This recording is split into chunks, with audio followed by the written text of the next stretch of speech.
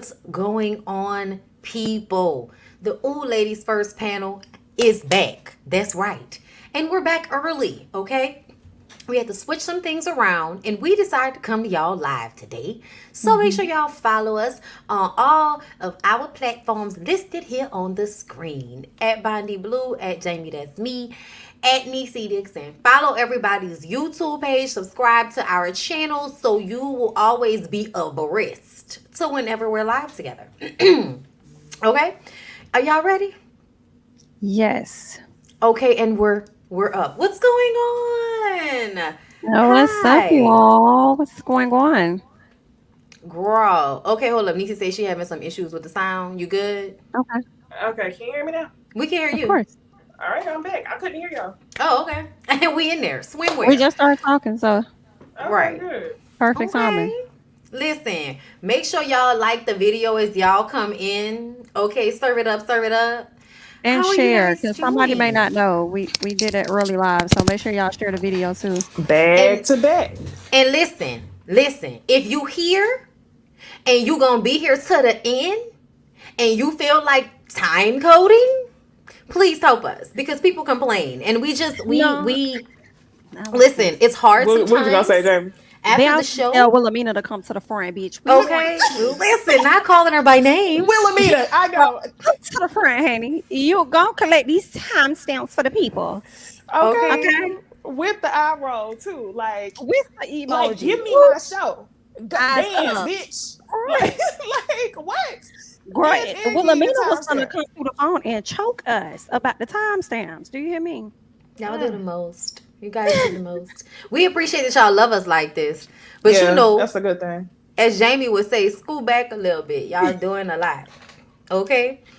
Happy birthday. Listen, happy birthday, all my Gemini people out there. Ooh. Happy birthday, happy birthday. Happy Okay? How many birthday. more days we got? Yeah, what, another week in Gemini? Oh, yeah, to the Yes. 21st. Yeah. Yes, so Oh, sweet. 21st. Bondy, do your videos have a transcript after you upload them? I found that helpful for timestamps. Okay. Oh, yeah. I don't know.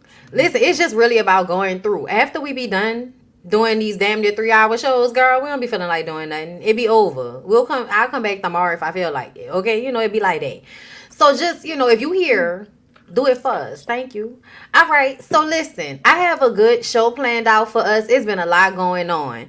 So we're going to get the TV shows out the way because those are the things that we could just, use to warm up. So let's just go Love ahead and that. jump right in. So love merch.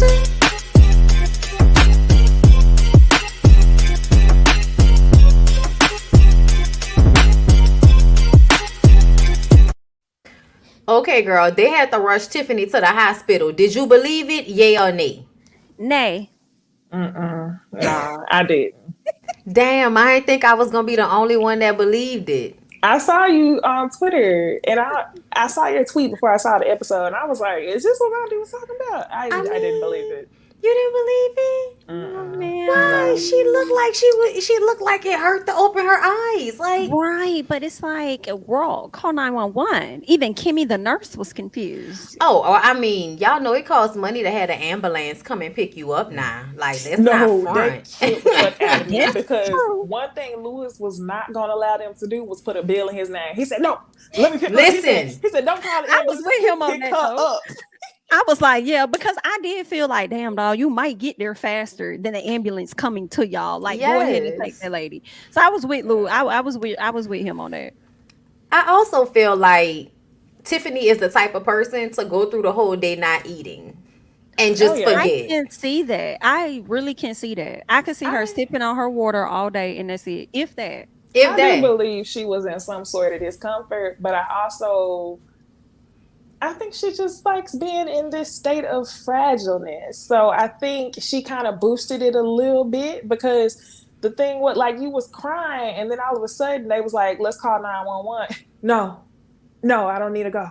And then Right. Kimmy's like, "Oh, it's your blood pressure." And she was like, "Oh, well, I think my blood pressure just high." Well, if you knew it was your blood pressure, like just calm down, eat something, you know? Yeah. But she said that she hasn't experienced that before. That's what was confusing me. So She if you're did. having pains in your stomach and then you're seeing stars, that would, and you already high risk because you're over a certain age, Well, she said she only 30. How old is she? She's 35. But see, they don't. Like when you're 35, you are high risk, and a lot of doctors consider you geriatric or whatever the case is. Even if you're that young, but you're automatically high risk at that point. So it's like, why not just go ahead and call who you need to call? So it was giving a bit of a facade, and what sold it for me was later on when she was ready to just book this trip and just keep it pushing like nothing just happened. So I was like, ooh, Tiffany.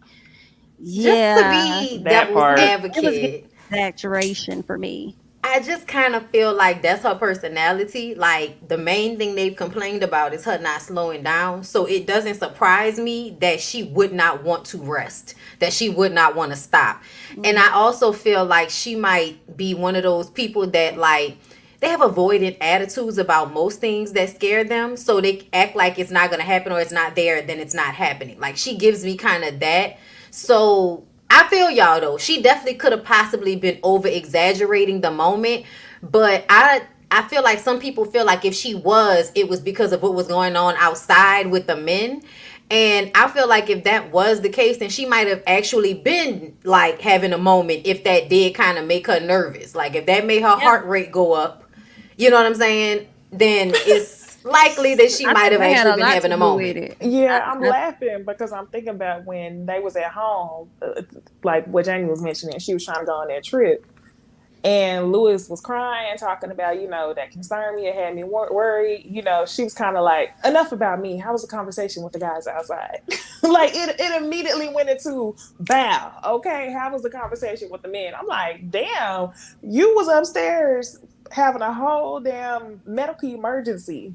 But you still gathered yourself to find out what was going on with the men. I'm like, okay, so if you sick, like your mama be saying, hey, you laughing too much to be acting like you sick. You being too damn messy to be acting like you sick, Tiffany. Which one is it?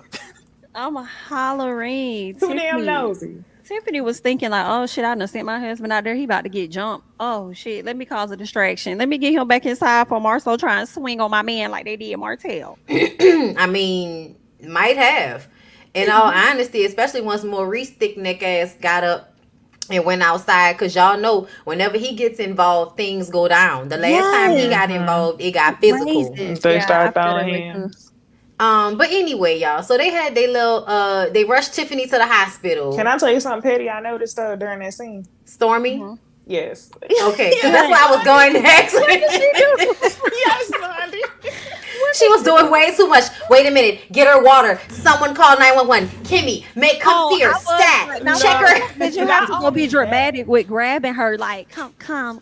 Like, I don't know. Something about that was a little dramatic. I was like, not Stormy, girl. It was the fact that she stood there, just watching. And then Lewis was like, can you go get some help? And then she hopped in her confessional talking about, well, when I see someone struggling, I just like to take charge. And I just wanted to know what could I get done. No, you wasn't. You was standing there being nosy, and Big Louis do something.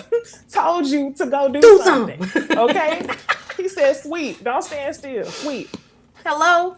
No, she annoyed me in the scene because I feel like she made that moment about her in the confessional. I just try to, like, whenever somebody start like talking about what type of person they are, when we talking about somebody else having a medical emergency, bitch, like you're not focusing on who this is about.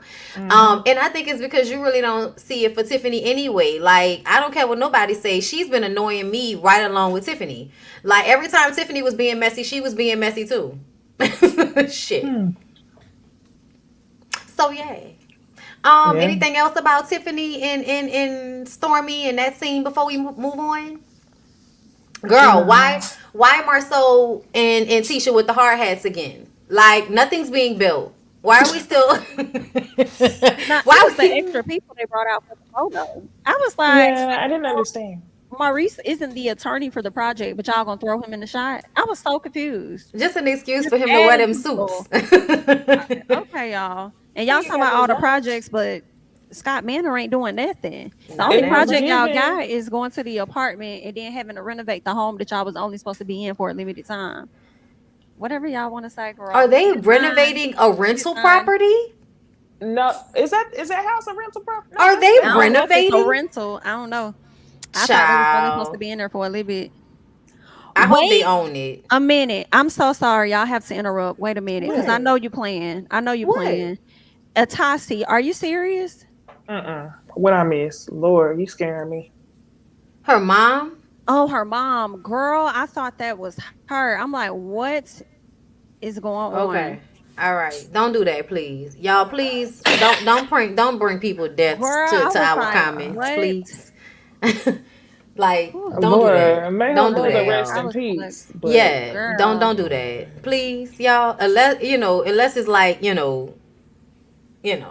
it was Jamie Foxx or somebody, but please don't do that to us like that. that girl, when I saw, because I know who the hell she is. I know who Ebony Obsidian is. Right. So I instantly was like, wait a minute, don't tell me that. And then I see Mother, and I'm like, okay, yeah, please don't do that to us. I was like, okay, pause. Ooh, thank you. Okay, my bad, y'all. We can. That's all right. Okay, yeah. So Tisha, Marceau, and Maurice pretending. The thing I noticed about this scene that I really wanted to mention was how they talked about the comeback, Black Expo event shit. Mm-hmm. And Maurice is sitting up there talking about how we let ego and money get in the way. And whenever they say that, I feel like they're slighting Mel. Anytime they say we let ego and money get in the way, they're slighting Mel, because Mel is the one that actually makes money doing these things. Mm-hmm. So she's the one that feels like I can charge for this because this is what I do. Whereas with y'all, it's given it, we're friends and family and we'll help each other out because we're all on this show and we all know our appearances carry weight. And when Maurice said that shit, I was like, okay, so this is what y'all are going to do. Because to me, the whole thing is being set up to make Mel look bad when really y'all just want to take money from this opportunity and not have to pay people. Y'all want to pocket the money. And Kimmy clocked it as well. Kimmy was like, it doesn't make sense to me as business people for you to have in your mind that you're going to spend money on a Black Expo and you're not going to make any money off of it. You're just going to give money out. Exactly. So, yeah. What do y'all think? Because I just kind of feel like it's a scheme that they set up. And also, did y'all notice Martell talking about Mel want her money? Sir, you want to get paid too. Why are you talking about Mel wants her money? Like you want to get paid. Yeah, but I didn't take it as him being disrespectful or anything. I felt like he was actually trying to have her back in that moment to me, because one thing about it, you just said it, Bondy. You just said we're all friends and we're gonna have each other's back. I feel like Martell will go either way, and he will likely do that shit for free just so he can continue to have whatever alliances.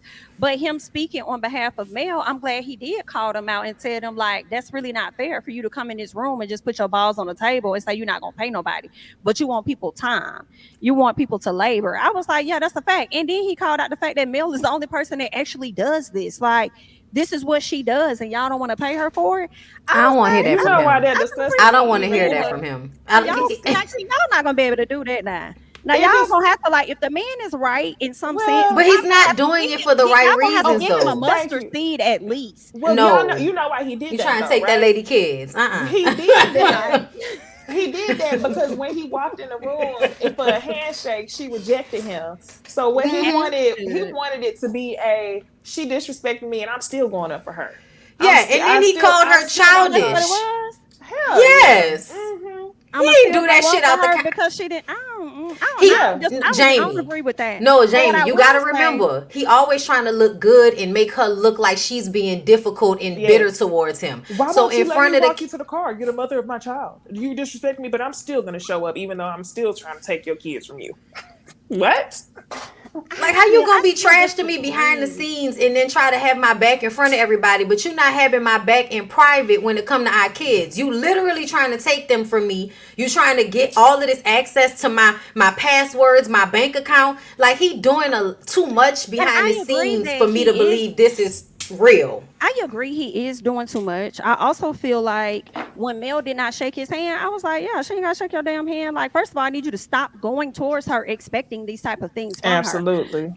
But also with him sticking up for her in that moment, I feel like that was just in that moment. I don't think it was about trying to look like, oh, I'm trying to make myself look better in this moment. I think it was just in that moment because of how aggressive Tisha came off. I think he was just speaking like, that shit ain't fair. Like, you think Tisha came off aggressive? This. I definitely think Tisha came off aggressive. Y'all wanted us to pay y'all, and we decided that we're not going to pay anybody. Like, I think he wanted to get paid, and speaking for Mel was like him speaking for himself, without it making it seem like he was asking that, because he likes to play both sides. Yes. So him saying, well, Mel wants her money, no, I don't think you care about Mel like that. I think you wanted to say that so you can also get paid. Facts. I agree. He gonna do this shit for free. Watch.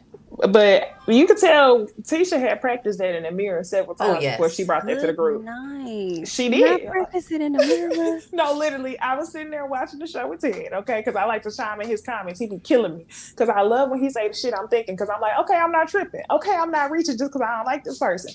I was watching the show, and when she was like, we've decided we are not going to pay anyone, I was like, Ted said, why I sound like her voice shaking? I said, what? Always shake.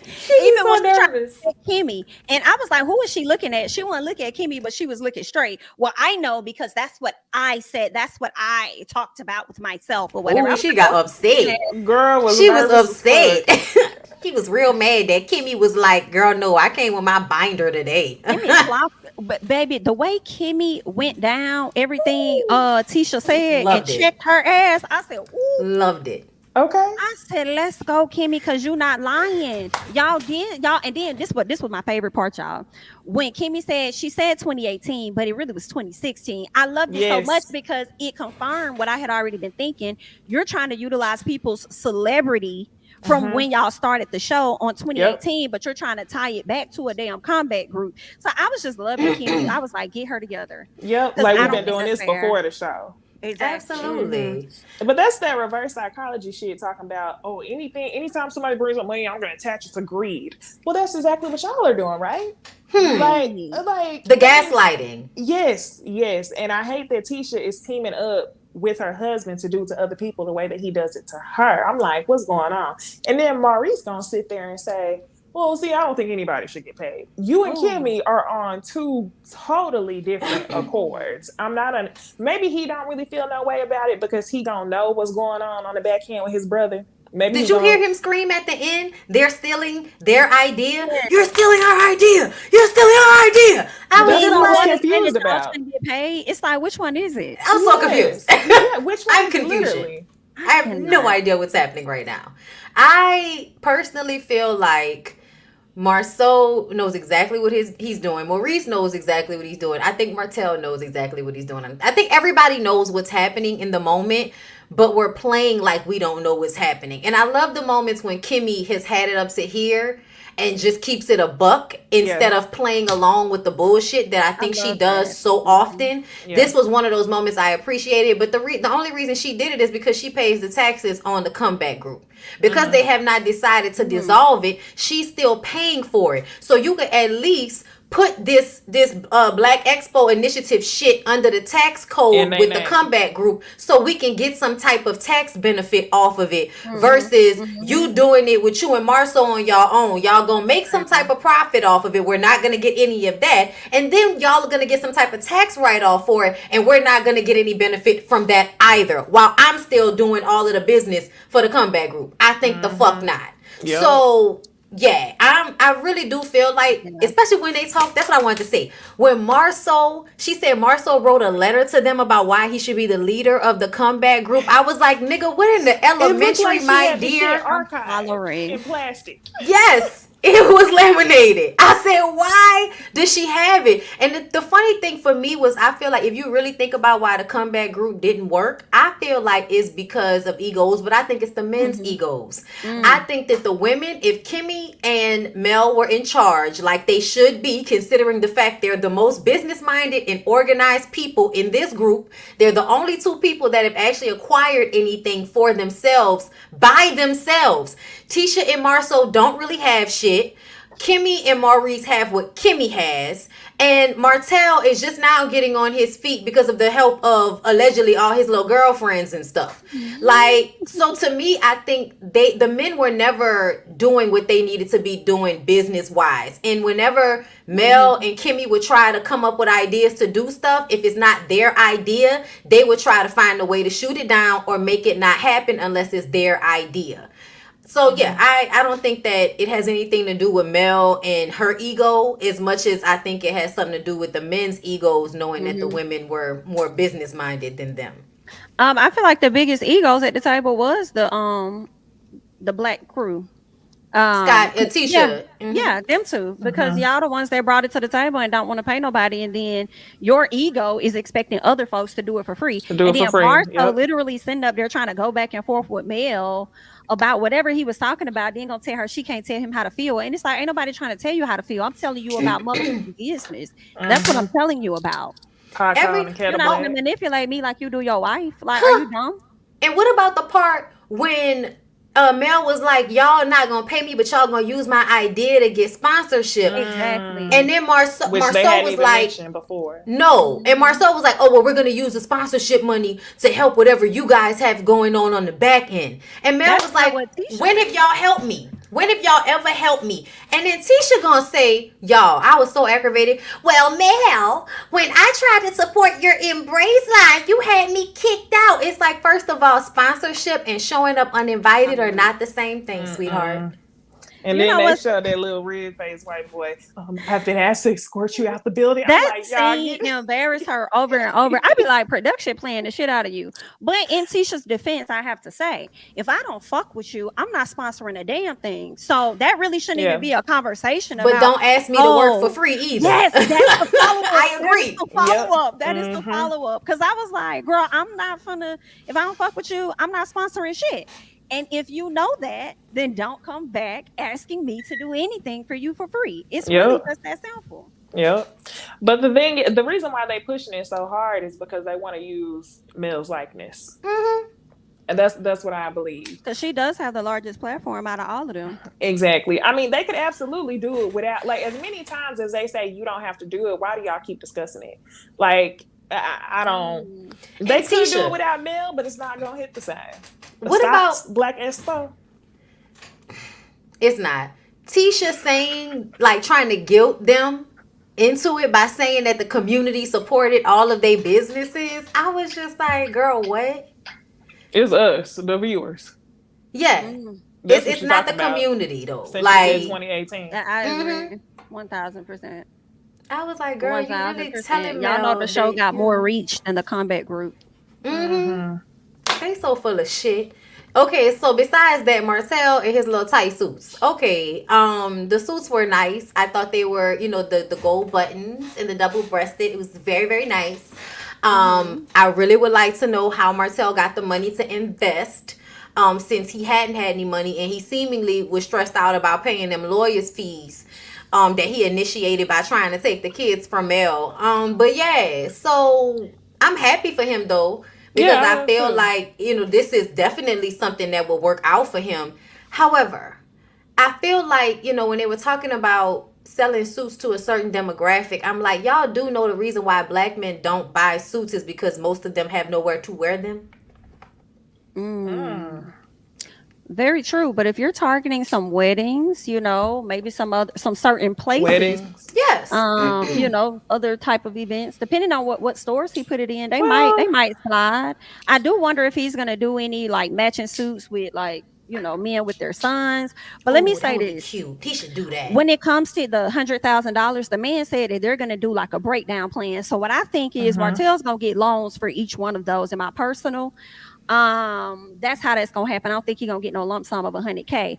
But I did have this other thing for me that came up, and my question for Martel was, are you trying to keep up with Mel? And that's just a question. I don't know. And I say that because when you had Mel in your life, Mel was able to guide you in certain places. And now that you don't have her, you're able to watch from the sidelines and see how she moves. So now you see that she has this line with Jay Bolin and she's released more than one of them. Are you now trying to like, okay, I see what she's doing over here. Let me do that. Because I do feel like if you were able to come up with a skincare line for men, I feel like you would do that.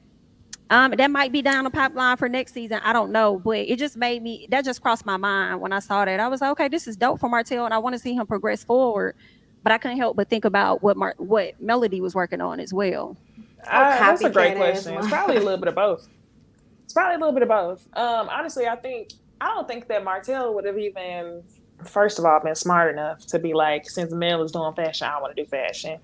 I feel like Martel is worth the people who he keeps around. So whoever he's around, I feel like was the person to be like, what is everybody on the show doing to capitalize on their success? But I do think that's a great idea for him to do. Yeah, I think it'd be good for him. This is what I have been wanting to see. Like, why? What? Why? You don't Right. suits. It don't fit his brand, but these suits do. Like Martell is the only one that look good in suits out of all these men. Oh yeah, and then I went to say Steve Harvey suits did very well a long time ago. Everybody and their mama was buying a Steve Harvey suit. It seemed like. So I feel like people would buy them if they was hitting for something for real, for real. Somebody in the comments just said they got made fun of for wearing them Steve Harvey suits, but you're right. Thank you, Nola Reese, for the super chat. You don't get to call me a black soul when you sleep next to one and expect to use my name to put money in your pocket while asking me to work for free. It's giving slavery. I agree. It's absolutely giving slavery. Thank you, Keisha L, for the super chat. I think Martell was defending Mel to protect his bag. I think so too. I think that was his way of not, actually arguing on his own behalf. So later on, when Marceau said, "Say, bro, you supposed to be on my side," he would be like, "I mean, I just kind of felt like, for Mel, that might have not been fair. That money go to my kids now." Exactly. I mean, at the end of the day, she is the mother of my kids, of four of my kids. 4 kids. He gonna mention that number, boy. He gonna mention that number if he don't do nothing else. He gonna mention that damn number, boy. All right, let me see. I think that's it. Mel. Oh no, one last thing was when Mel went to go talk to her lawyer, and this scene was set up so she could clarify the shit that Martell had been asking her for in that custody battle. Yeah, it was set up. Sure. Yeah. So wait, what was he asking me for again? That was wild. Wow. Like, it was hilarious. To her, like, social media? Like, that's crazy. Yeah, no. Is he turning in the same information? That's too much. He was asking for a lot of stuff. Yes. And then the thing for me was that the attorney said that the judge, he's never seen a judge request. So that means the judge must have sided with Martell's attorney. And I'm just sitting over here like, no, for what reason? I don't think so. I think he said, I've never seen a judge, agree to give somebody's passwords from their social media. So I don't know why they would ask that. I think that's what they meant. Like, the lawyer actually asked for that, but I don't think it sounded like the she judge had to do it. Yeah. No, the judge didn't. I don't think the judge gave him access to her social media. That doesn't even make sense. That she said it doesn't have. Yeah, I feel like the judge got it right. Well, he was asking for it to be turned over, and I don't, because it doesn't make sense though, y'all. Because this was about cheating. He was trying to prove like cheating. That's why he was asking for her, her phone records and asking for her money so that he could see where she was going, that type of stuff. I thought this was about her posting the kids on social media. That's what I thought. That too, but I don't think they actually gave the passwords over. I think that's what they were saying. That she the judge did say in that episode though, she said, maybe I'm tripping, but I feel like the judge objected to those. Said that she had to turn that stuff over. I think she was just saying he asked for it, and it was outrageous that he asked for it. But I don't think he actually, because remember I watched the Queen Sheba thing, and when Queen Sheba was reading the situation, Martell makes it look like because he asked for those things, she had to turn those things over, but it was just a request for them. It didn't actually show that she had to give them over or that it was ruled that way, but just that he asked for it in the paperwork.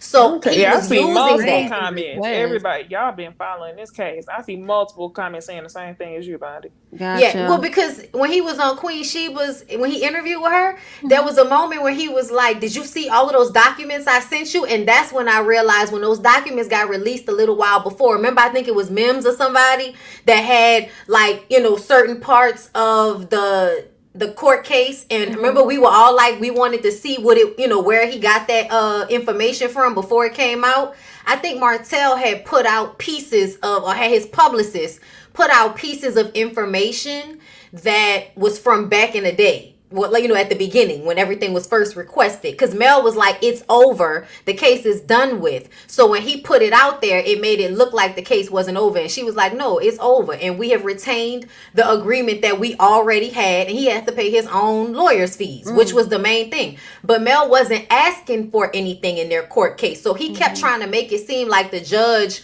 ruled on his side, but not really. The judge actually held you in contempt of court because you didn't go and take the the anger management classes or whatever that they asked for him to do. He didn't want to do that. So he got held in contempt of court, and the judge said she's not going to pay for your lawyer's fees. And if you do win this, you won't get child support or alimony or whatever the fuck it was that he had been trying to ask for. Yeah, he was asking for stuff. So the judge, basically ruled in Mel's favor, but he made it seem like it didn't happen that way.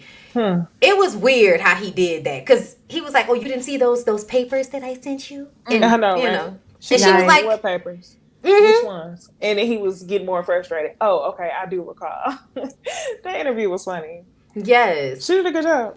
Yeah, she did. She did a great job with that interview, because I wouldn't have had the patience for that. It was a few times where she was like, "All right, now, if you bring it up, we're going to have to talk about it. And if we have to talk about it, I'm going to say what I actually read versus what you're trying to get me to say." She did. So, yeah, Martell be lying. She said, "Now I wanted to keep this positive, upbeat, Martell. Like, if it go left, it's because you want it to go left." Oh, wow. I didn't see it. Girl, it was interesting. So let's go ahead and move. No. We have to moonwalk back, because what's so funny to me is that everybody was going up for Tiffany and her actions until her husband called her ass out. And I saw the comments saying a lot of different when he told her that was none of her business. She was wrong to be sitting up there questioning Sheree in such a manner. He also told her, "Don't be giving me no bullshit" as well. So I just had to highlight the fact that he collected her ass accordingly. He did. And I was here for it, because everybody else was just praising her like what she did was not wrong. And it's like, if the shoe was on the other foot, Tiffany wouldn't like that shit, because she didn't like when a professional was asking her about her marriage. I agree. I had to get that out. I had to say that. I agree, Jamie, but at the same time, I'm still not mad about it. That's fine. I'm glad he checked her. I'm glad he checked her. I'm glad he checked her, because I'm gonna tell you what I didn't like. I didn't like her being happy that he was going to go and have a confrontation with them. And I said that about it. Yeah, I didn't like that, because you gotta be thinking beforehand that when men have to get involved, shit may escalate. So you need to be sure that you can handle your own shit if you gonna be messy, so you don't put him in a situation where things can escalate. Because to me, not only am I thinking about if my man get into a fight, I'm also thinking about my man having to keep his cool, and it looked like y'all punked him, when really, if he had done what he wanted to do, which was touch y'all, he'd have fucked up his own life. And just affecting her as well as a pregnant woman. You know what I'm saying? Like, you don't know the toll that that's going to take on you. So I just feel like a few times when everybody was saying that, she's pregnant, Tiffany needs to know that she's pregnant as well. And I said that from jump. Forward. Like, in the spa day, she needed at the spa day, I was like, nah, fuck all that. Tiffany needs to be worrying about that she pregnant, over here arguing with people about shit that ain't got nothing to do with her.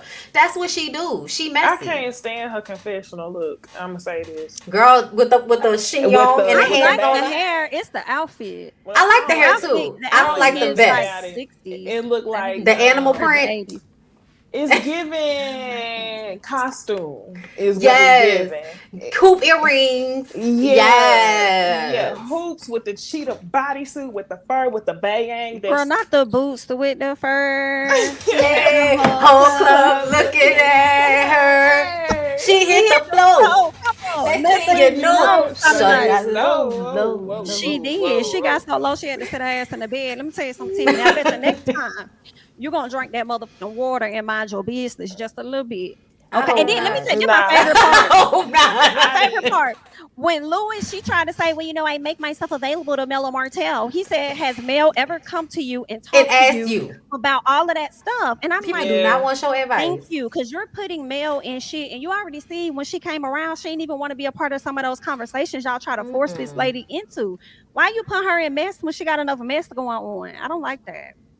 Girl, yeah. Now, I definitely, agree that her husband should have been the one to say, babe, because in real life, Jamie, I agree with you. In real life, I agree with you. In real life, but on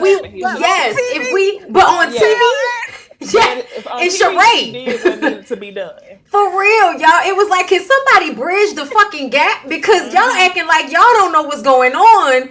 Hopping from TV show to TV show, I need somebody to connect it. Yes. And Tiffany was the only one that's outside of the clique that was gonna do it. And I feel like everybody else was too scared to do it because they gotta be in the clique. And I also didn't like the way they was all up Sheree's ass. Like, the only thing that I wanted out. Lewis to check Tiffany on was her playing dumb. That's what it was for me. Yeah. Like the whole question name did not bother me, but the blended family, she's gonna be around Mel's kids. I needed that. It was like, stop playing dumb. Like, just say it with your chest. Tell your husband, hey, you know this man. You've seen him. You say you watched me on the show, so you've seen Martell on the show. This is why I'm asking the questions. She did say to him though, she was like, I mean, I cheated, you cheated. I just wanted to see how she felt to be with a cheater. I was just like, she did say that. That shit tickled me. I'm not gonna lie. Like, there were moments with Tiffany where I felt like I hadn't laughed on this show in a minute. Me too. I hadn't had a moment like that in so long on this show that she kind of made it enjoyable again. So I ain't gonna lie, I wasn't that upset. I'm still not. But in real life, Jamie, we are on a total accordance with this. Bitch, don't you ever come up and ask me if my pussy good enough, because I'll wipe it on your nigga forehead and we'll find out. Okay? Don't ask me about if it's good enough, bitch. Don't worry about it. Okay? Because essentially, once we get old, I might know exactly what he into and don't give a fuck because I'm into it too. You know what I'm saying? So I agree, y'all. But it was just like, we need somebody to move this along. This storyline is real stiff right now. Yeah, and they playing in our faces. They were definitely playing in our faces, and I'm tired of it. I'm really tired of Marsau and Tisha with the bullshit, because it's like they really not giving nothing. And then Marsau does the same shit that Tiffany does. He does, so it's annoying to me that he got to be the one that was like, oh, she's so wrong, and it's like, dude, you're literally doing the same thing right now. They ain't giving nothing but a hey, babe, hey, baby girl, hey. That's it. I'm hollering. Not hey, baby. He doesn't even know where I am right now. Right. Girl, you don't care neither. Right. Don't give no fuck. Y'all, let's move on. It's 800 of y'all in here, so make sure y'all like this video because we having fun. Shit. All right, Belle Collective. First of all, y'all, for them to continue to act as if JJ's ponytails aren't on the struggle bus. So Gucci was like, you like me to lick this? I said, bitch, is you licking this nigga's parts like school days over there? What is going on? Yeah. Listen, I don't know what she's seeing him. I don't. But I do often see him waiting on her. And I imagine that he's very sweet. And I hope he's good in bed. I hope he's scraping the top of the bowl like he's supposed to be. But girl, let me I don't see them getting it in. I just they don't even really seem like they go together to me. Still, I still don't see the chemistry. It's just, I don't know. Like, who knows? I don't know. I don't understand. I just hate the my hair is soft, and it's so fucking thin. It's not even that it's that soft. It's just that it's so fucking thin. And you really like pulling it in these little tight plaits, and you've been doing that for so long, and it's like, but the hair is not giving what it's supposed to give when it's that thin. And I don't know if you would look like an M&M without it, but I feel like it's time to try something new. He looks just like them twins, though. Oh yeah, they got that round ass head. They are.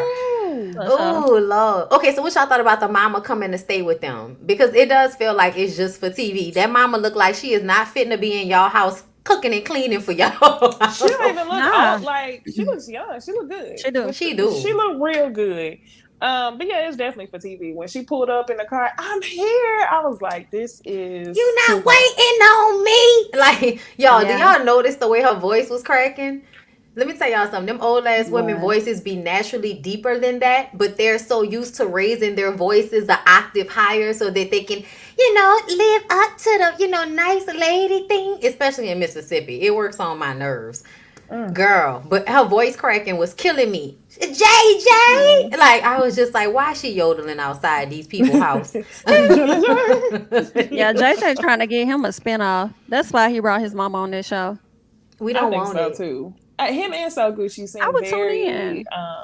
I wouldn't. I'm sorry. It reminds me of one of those shows that would come on Style Network. You know, when they start doing the reality TV shows. Or TLC. Yeah, like one of them very low budget scripted. I would have saw more shows. Weed TV.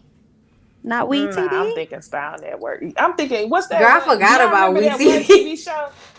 Y'all remember that one TV show, The Beauty School, with all the girls, and it was that one gay boy and the old black. I know what you're talking about. Like that Oxygen? They don't have that anymore. I don't think Oxygen is a channel anymore. That used to be a good channel though. So Bad Girls Club started out on Oxygen. Man, I used to want to be a bad girl when I was a kid. I'm so glad you grew out of that. Gabby with an eye, thank you for the super chat. I can't let no Street Fighter character hunch on me. He do look like that. That is hilarious. Oh my God. Choose your fighter. Good night. Yatta! Listen, so Latrice and her husband, y'all, the conversation that they had was so problematic to me. But my problem is that Latrice actively feels like as a woman, this is what she's supposed to do. She's supposed to allow this disrespect, even though it doesn't make her feel good. The whole time they were sitting up there talking, he kept talking over her. He kept interrupting her. And then when she finally started to express how she really felt, he said he don't want to talk about it anymore. But he's mad that she didn't want to talk about it. It's it's gaslighting. And then to flip it on her and make it seem as if she was being controlling of him, and that she needed to make a list of her boundaries so that he can approve them. Y'all, I was just like, Latrice, if you want to deal with that for the rest of his life, go ahead, girl. Not his life, bitch. This girl. You heard what I said. Of his life. You heard what I said. Well, no, that's basically what he insinuated. He said, I'm the head of this household until I'm gone. Oh, shit. I think the message is that wait for me to die and all of this will be yours. That's the message. The only thing was when Latrice was low-key trying to pipe up in her confessional, she said, I bring just as much to the table as you do. It kind of gave me the impression that she ain't no sugar baby. He don't pay all the bills. That's what I was understanding. And she also said that he didn't give to her business like that, which is why he couldn't tell her what to do with it. Remember when Josh asked if he was going to get fired? And she was like, people who, nobody that doesn't financially support my business going to tell me what to do with it. And I was like, so he didn't financially support the business? I thought she had the business before she met him. Did she? With her first vending machine, no? I don't think so, because whenever in the first season, it seemed like they both made it seem like he helped her with that. That's what I thought. He gave her seed money. Back then. That could have happened if she gave him all his money back. Therefore, he has no rights to it. I hate that for her. She has a warped, I guess, mentality of what she thinks a wife is and what a wife is supposed to endure.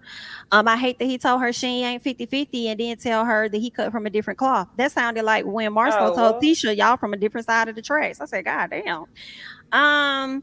It's sad. I don't know. I'm not liking Cliff no more. I'm not, and I don't like how he tried to say Latrice tries to control me. She doesn't want to. Thank you, Scotty, for clearing that up. Scotty? Yeah, reliable source. Okay, so she did. Thanks, Scotty. Yeah, Scotty definitely. But I just didn't like how he tried to play her as far as saying like, oh, she don't like to talk about things. She thinks we supposed to just wake up and just move forward. And it's like, well, I won't want to talk to you either. And hope that we could just resolve and move forward, because every time she talks, you cut her off. So she could never really get her full thoughts out and say exactly how she feels without you interrupting her or making her feel like she dumb or stupid. It's definitely giving abusive, Latrice. Yeah. And then you're going to sit up there and talk about your husband is the perfect man or what a husband is supposed to be. I want you to get your life. I think that Cliff is the perfect example of why younger women should be weary of relationships with older men. Because what she got with him when she was 20, he was 40, something like that. He probably seemed like he had all his shit together. But those type of men like them girls to be young and dumb. Or either just young and naive. I'll say that. And now that she's getting more, he feels some type of way about it. I also think it's interesting that she said she didn't want to speak to nobody else about marriage besides her mom, and her mom left her daddy. Right. So I'm like, she resents her mom now too. Did y'all see that? No, I I didn't didn't. see that. I didn't know that. She resents her mom. She said, I don't want to be like my mom. My mom left my dad. And I think because her mom left her dad then went and got killed, from what I understand. So I think on some level, she blames her mom because it's like, if you wouldn't have divorced him, he would have still been living with us, or he would have still been in a household I with can see us. that. Maybe he wouldn't have gotten killed, which is why she's holding on to Cliff, because it's like holding on to her daddy. And y'all know how that happened. Even though So you she's trying to rewrite understand, history. she is. I think she is. And it's sad because her mom said, I fought your daddy. Like, I fought. I didn't just lay down and take it. And I really do feel like, as somebody that understands growing up with a father figure that's, abusive, I understand her being avoidant, not wanting to deal with shit. I understand her making excuses for him and thinking that the abuse is the way things are supposed to be, because she's been in it for so long and she was raised in it, that she doesn't know any different. All she knows is, I didn't get to have my daddy and I have to blame somebody for that because I missed out on something. But I don't think she really recognizes that her dad, he probably sealed his own fate. His actions, if he was abusing your mom and he goes out into the world and gets killed, it's probably because of his anger issues that he was already exhibiting, which is why your mama had to get away from him. So I don't think she's fully, She's stuck. she's not fully understanding it all. That makes a lot of sense as to how she even got so deep into this relationship with Cliff to even marry him. Because if your mama is the only person you listen to, I'm sure your mama tried to tell you before you even married him. But because you likely resented her and didn't like take her advice or respect her in whatever capacity, it led you to this place. And it also makes me think, with the resentment, she gonna try so hard not to be like her mama, but she gonna end up just like her. Now, Cliff may not get physical with her.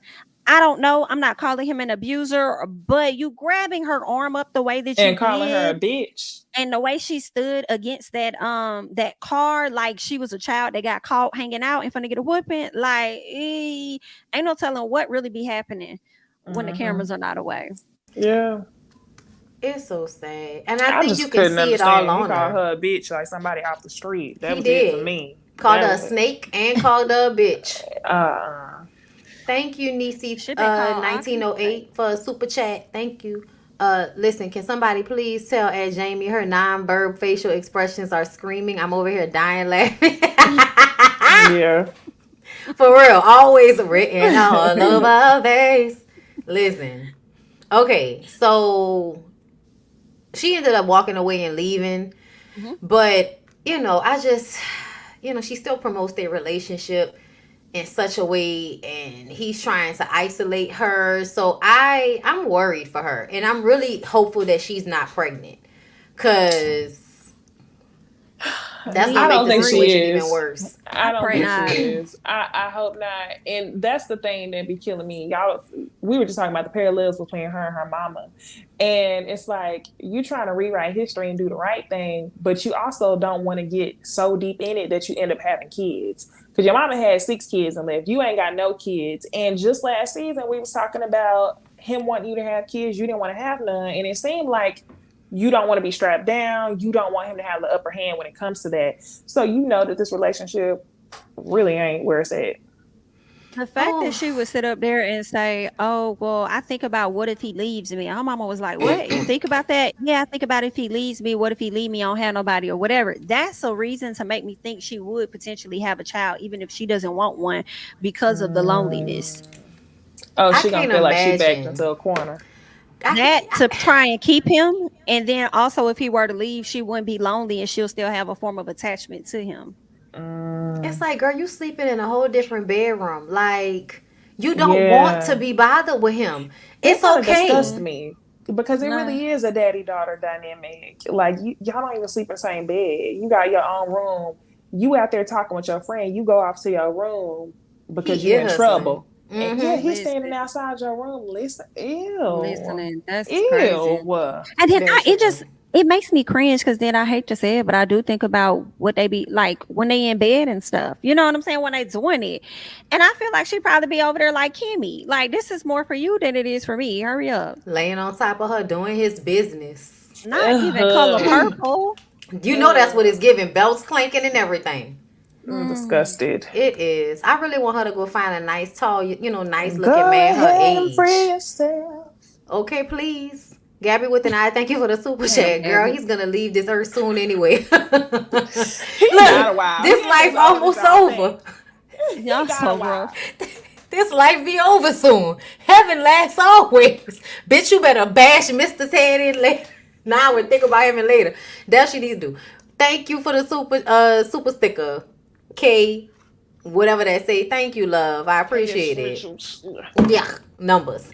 So, y'all, when Glenn and Cliff met up and Cliff told Glenn that he need to put a dress on, what the fuck was that? Can I somebody was tell me? wondering that. I was so lost. I was like, is this Make what it you make do? sense. I need to understand what the point of it is. Can Yeah, I'm somebody so from confused. Mississippi clarify? Maybe that's a Please. language we don't know. Okay, this is a Texas, Alabama, Louisiana situation. Maybe Mississippi got something going on that we don't know about. But what dressing up like a woman was supposed to do in a situation? I don't know, girl. Somebody tell me, because I was so confused. Yeah, somebody. Oh, somebody said he was insinuating that she's a lesbian. Ooh, T, I because get she it don't- now because of He Marie. trying to say that Letitia likes her. Oh, Because remember, like what you maybe call she'll it went like you. in. Yeah, because remember, he said, I know more about y'all than what y'all think. And then he told Marie, you already got Essie or whatever. You're not going to get my wife. I heard that. Oh, that's what he was saying. So. And she was acting like her whole pimp. She did. Come in here. Come in here. Come in here. Come in here. Oh, she came, didn't she? It was a dick measuring contest. It definitely was giving that vibe. Listen, Maria and Essie could act like they not fucking if they want to, but I told y'all there's a subset group of grown ass black women's that's just not gonna be honest because they didn't grow up in a time frame where you could be like that.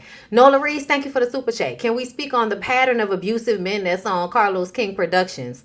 Girl, that's exhausting. Shit, and really, Carlos King, Tyler Perry, it makes for a great storyline. That's the thing.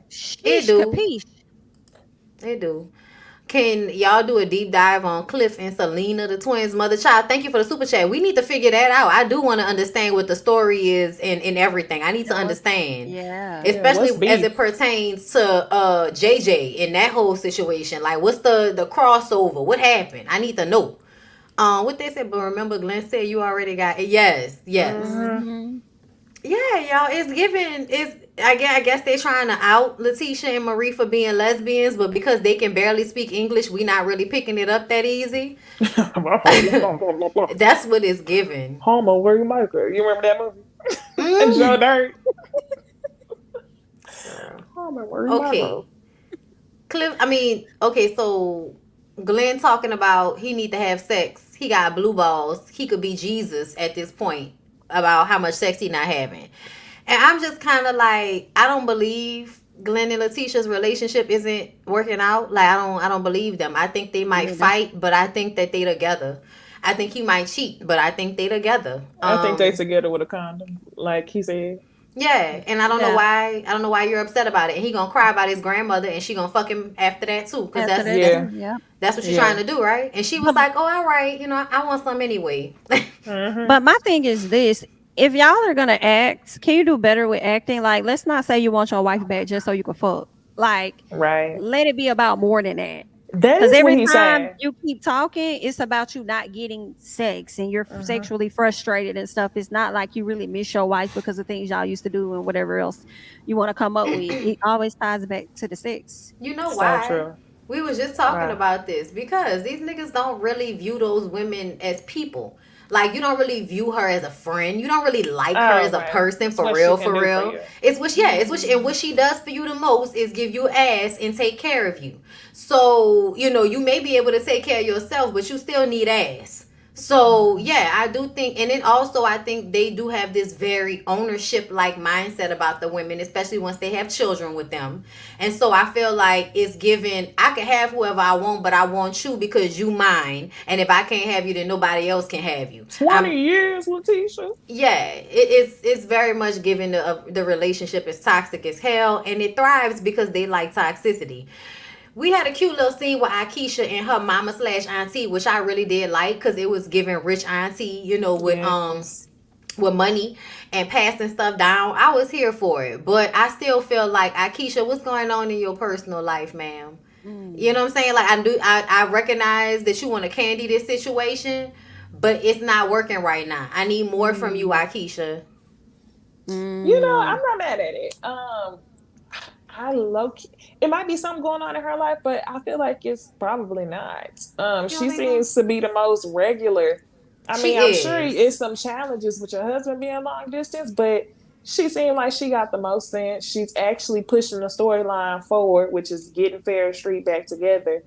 Um, I did like the scene of her and her auntie, but it took me out when she said, I could be the heir of an empire one day. When she said that, I Yeah. was like, okay, Girl, yeah, here this we is go. head ass. Here we Head go, girl. Hilarious. We're here for it, but come on now. yeah. Yeah. No, I feel you Hilarious. on that. I am liking Akeisha more this season than I did last season, though. And then when she was talking to Jason, she said, I'll be the first Black female developer to build something of this caliber on Thayer Street.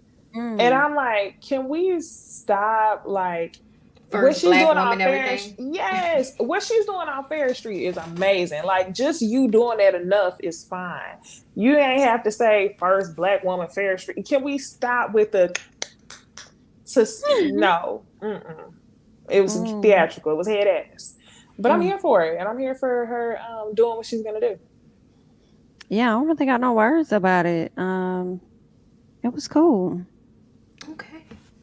With that being said, that's all. Um, yeah, we went through everything. Let's go ahead and move on to Real Housewives of Atlanta for the last show before we go and get into all of the gossip.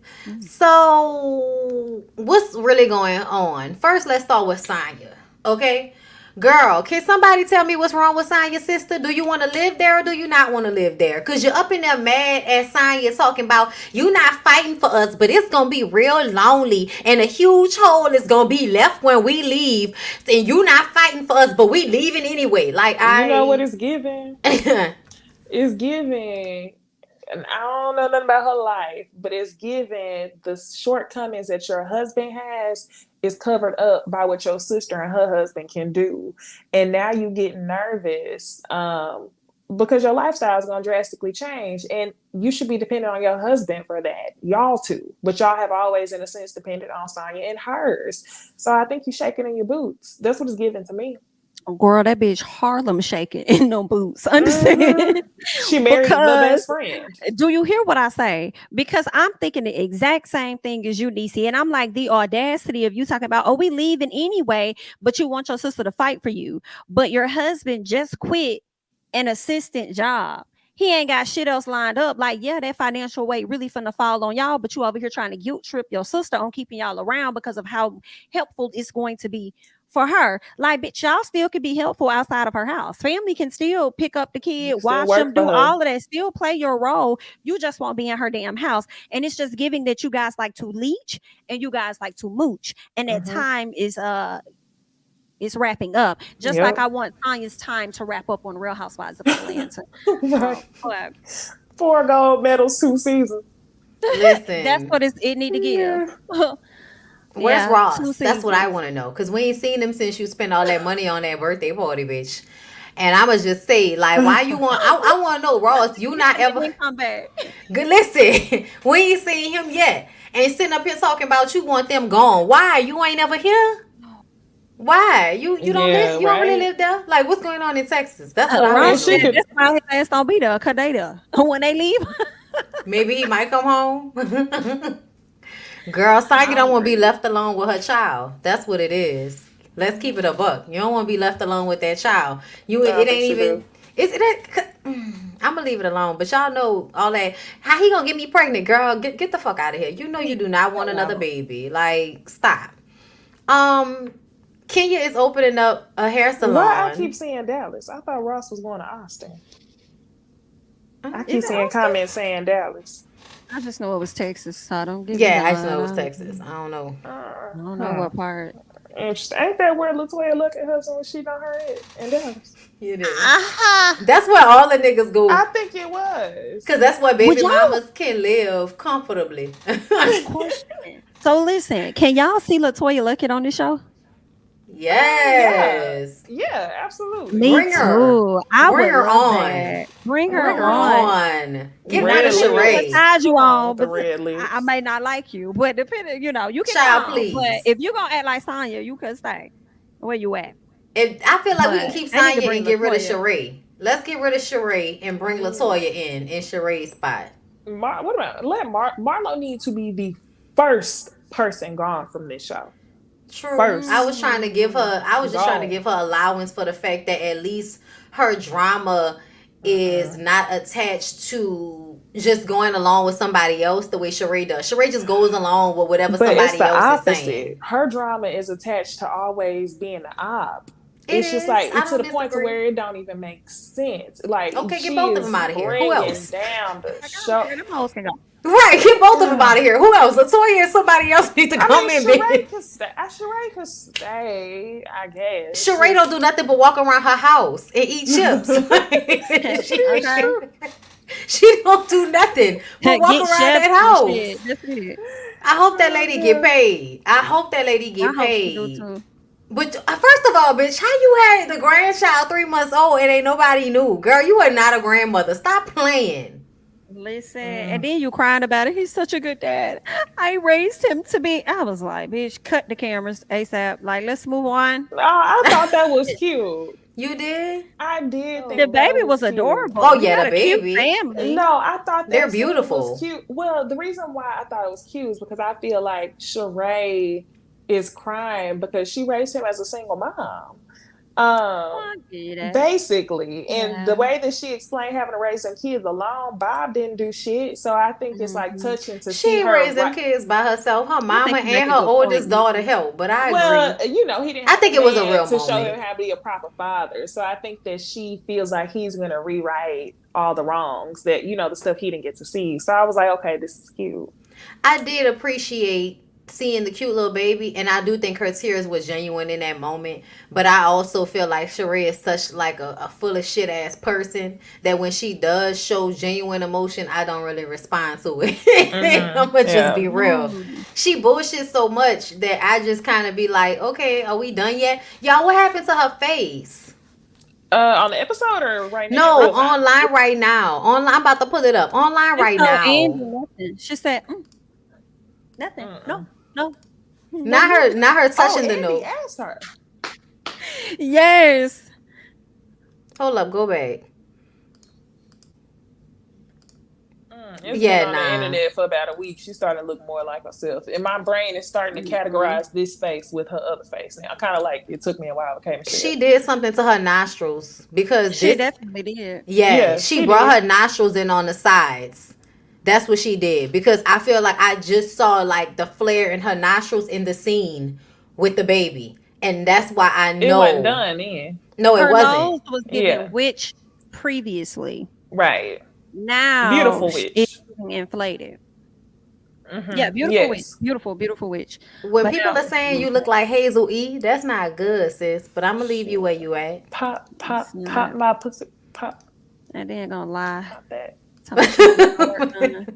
No, and Andy messy talking about something. Well, is it your lips, Andy? It's not her lips.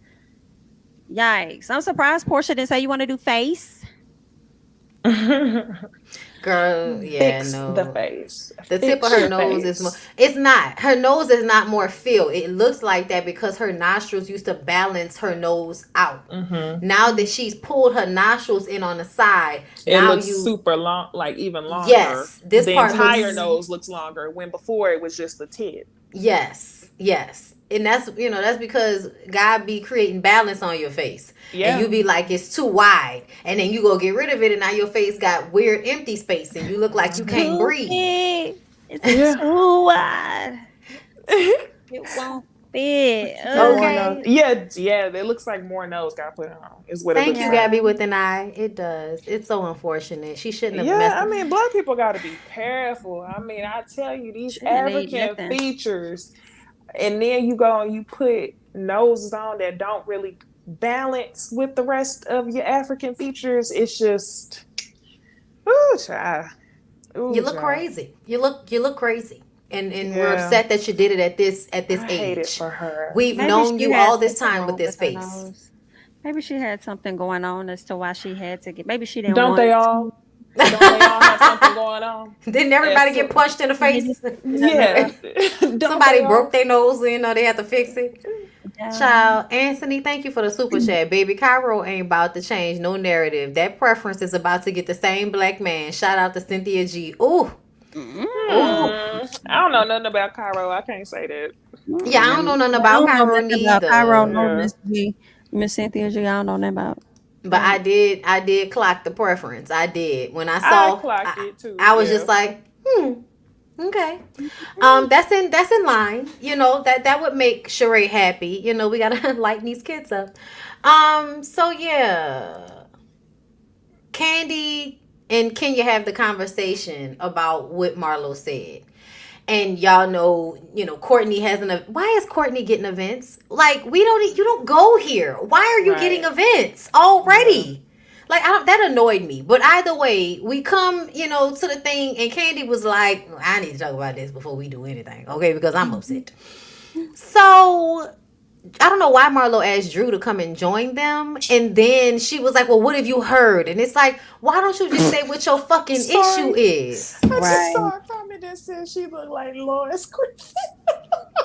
She She said look what? like Lawrence. She Who? looked like Lois Griffin from Family Guy. She do Oh, look like she Lois does. Griffin. Oh They my. Lois. said Lois Griffin by the no. Because her nose is like that. Like, Mm. Lois. I'm mad. Because I literally just finished Oh, watching so Family Guy yesterday. That's funny. She do look like that nose is, ooh.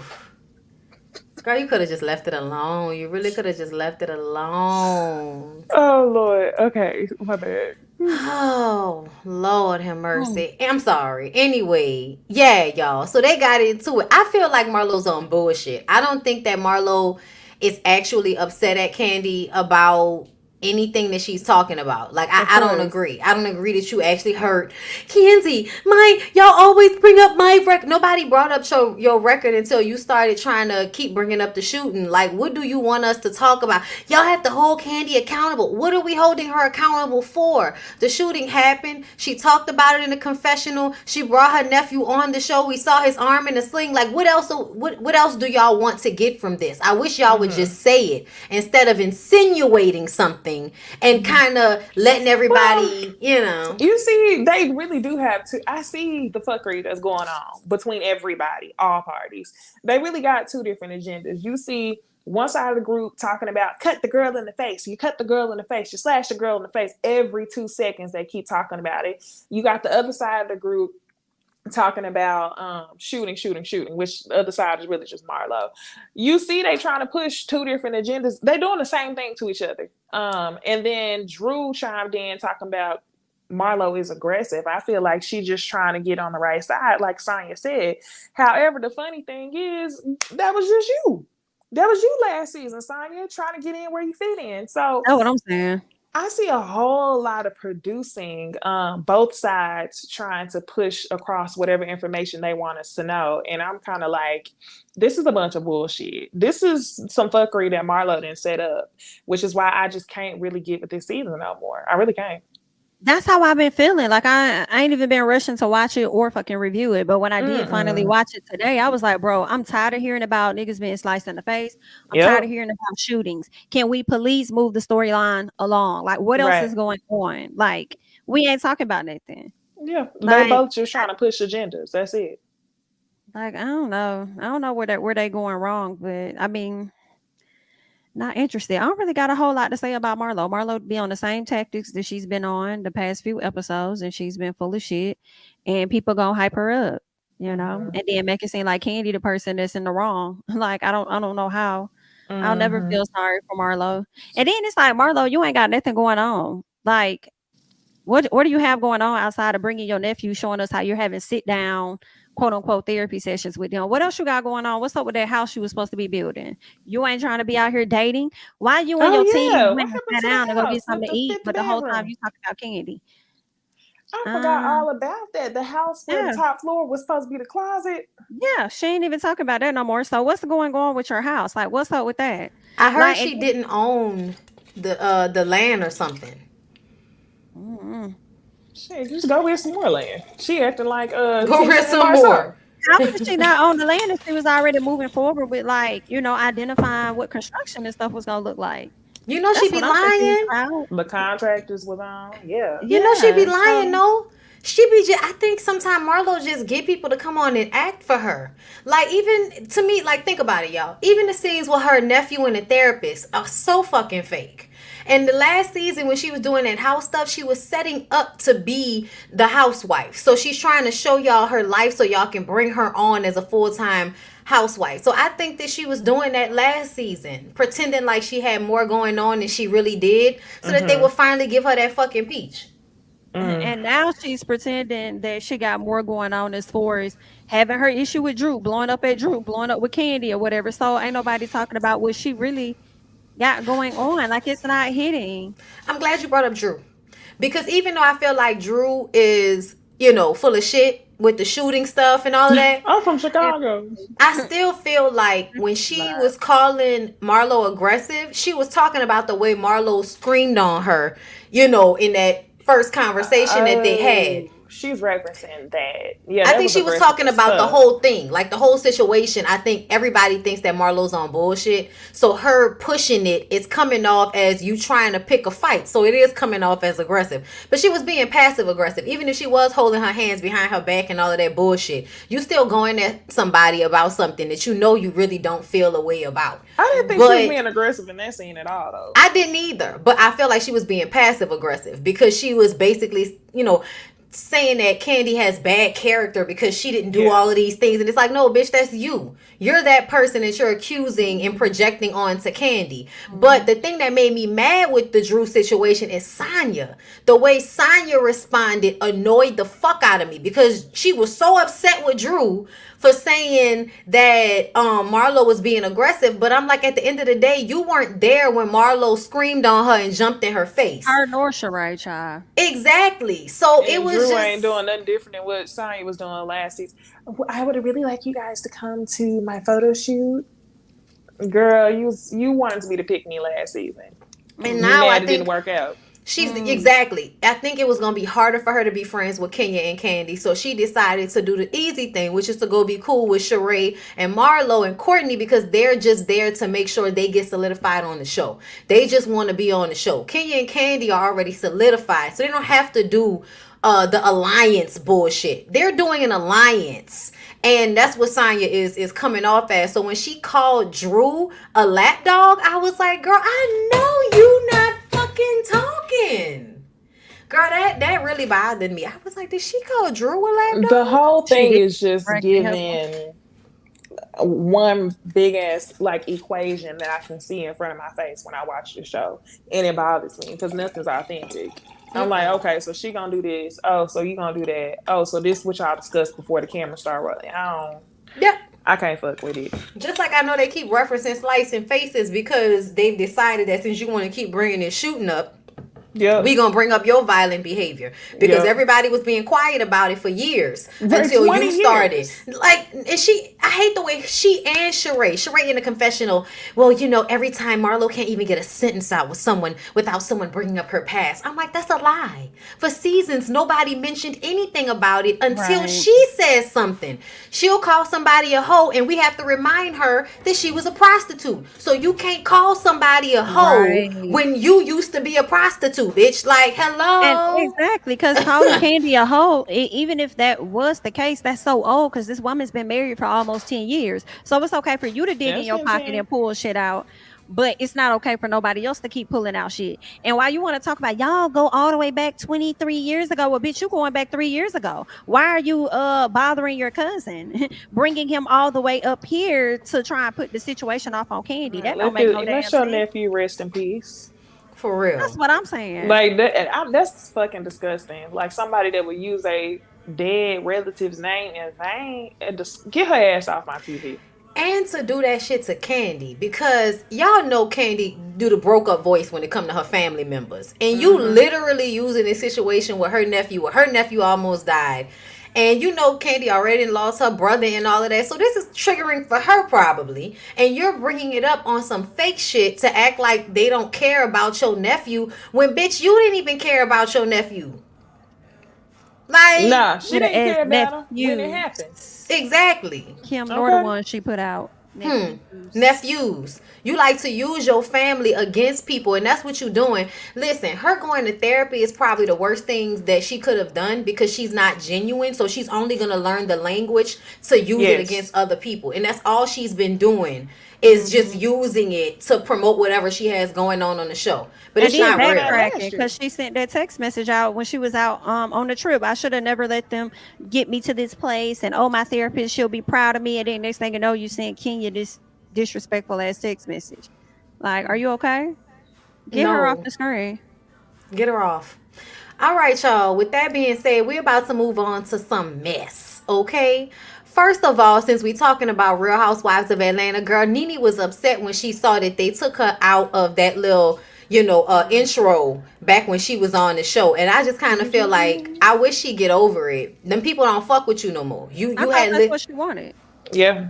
You had litigation against them. That's what I saw. I saw online that she sued them and said that they couldn't use her likeness anymore. Yeah. So now that they not using your likeness, you got a problem. And then did y'all see her posting all them I guess texts talking about narcissists? Yes, I'm about to get into that. Okay. I ain't gonna tell. That's why I brought it up. In 2020, Nene said they're gonna leave my name out of these shows. Send me your best discrimination attorney's info to Nene's Gmail. It's war. So she didn't want them using her stuff. So they said, bet, not a problem. So I don't know what she wants from us. You erasing me from history, a show that I didn't build brick by brick. Girl, I want her. She's the narcissist to me. But anyway, y'all, they say that her and this man that she was with broke up. And this is what she said. Narcissists do not have the ability to self-reflect. They cannot see anything wrong with what they do, and they only see fault in your reaction. They believe every argument is caused by you, because to them, there was no problem with their actions until you reacted to them. They 100% believe you are the problem and they are the victim. It's mind-blowing. A narcissist is the devil. I said, girl, if that don't sound like Martell Hope. But I did think of Ariane, I'm not gonna lie. My likeness. It sounds all very familiar. But I don't feel bad for Nene as she's parting ways with people and things. I don't either. She's tarnishing her legacy. I love Nene. Don't do it. Did you got with him when he was already married to his wife? Like, what? Don't do it, Miss Sealy. Don't do it. I'm sorry, y'all. Yeah, I haven't seen it for Nene in such a long time, girl. Teeth is. It don't make no sense. He look like he no good. Yeah. Listen, I told y'all it's the way the smile look like it hurt to me. Yeah, like, you can't see no teeth. It's just Joker like. Hell yeah. No. But like they say they would want better for you, for sure. I think so. I think he would. Yeah, he absolutely would. All right. Close your legs to marry men. Ooh.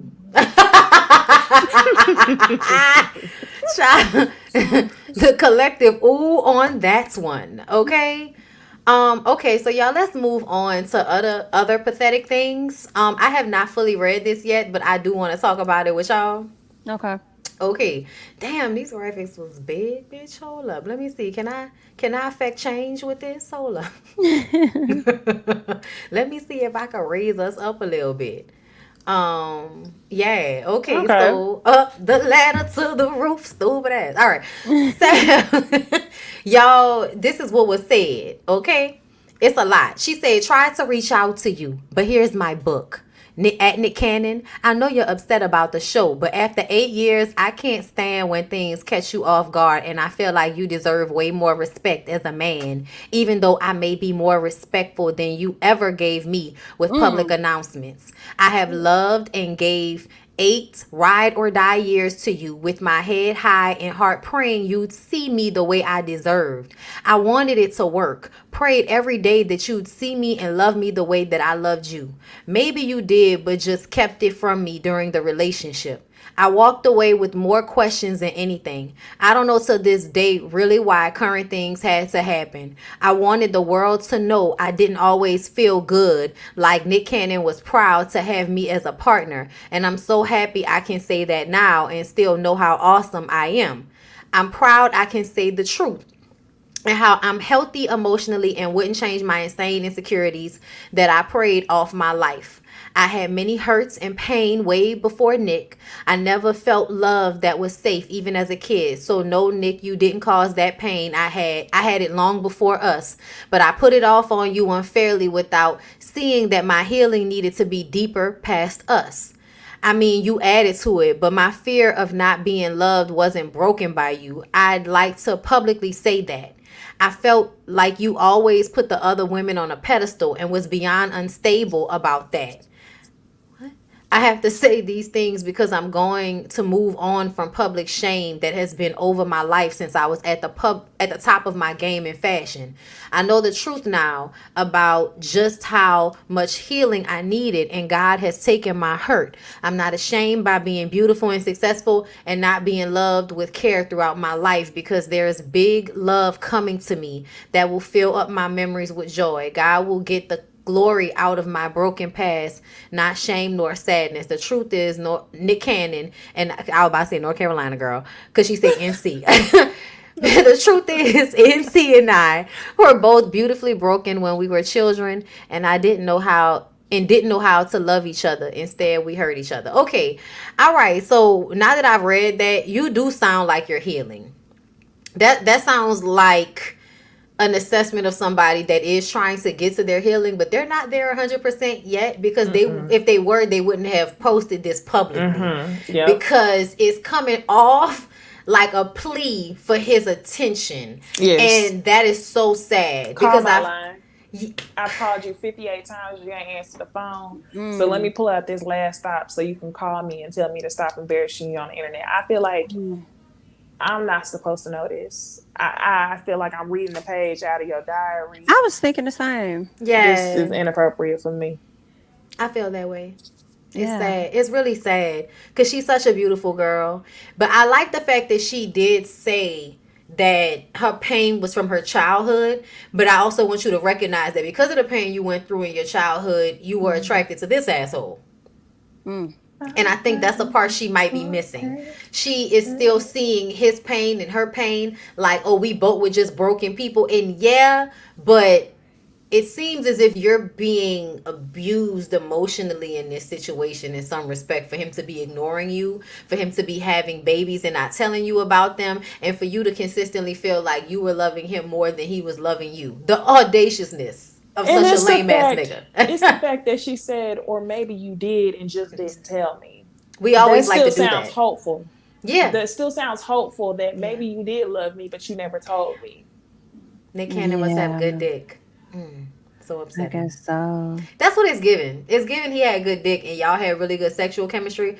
Because usually when you have really good sexual chemistry with somebody, you will overlook all of their faults and then you'll create deeper bonds with them because y'all trauma bonded from the beginning as a part of the manipulation.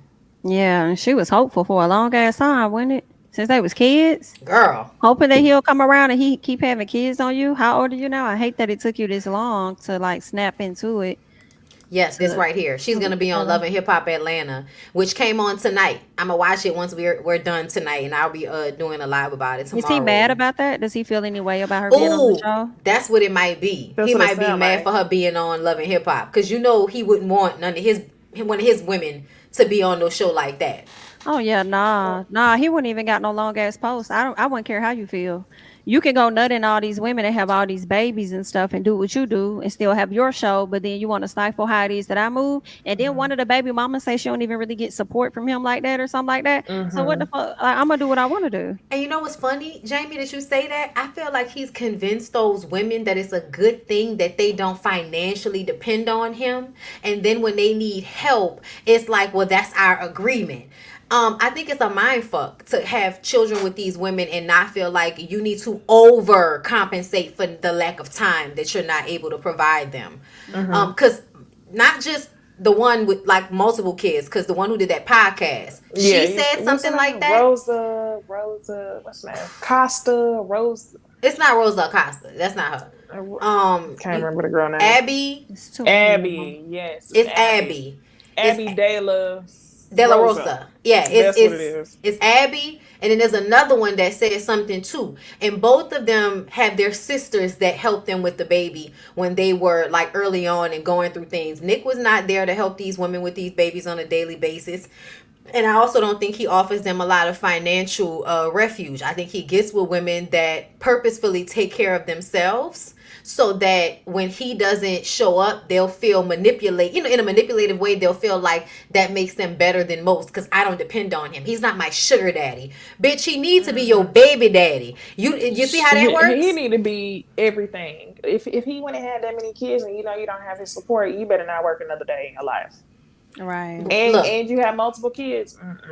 It's not getting other baby mama on Selling Sunset? Exactly. Which one? Selling Sunset? Yeah, somebody said one of the big baby mamas is on Selling Sunset.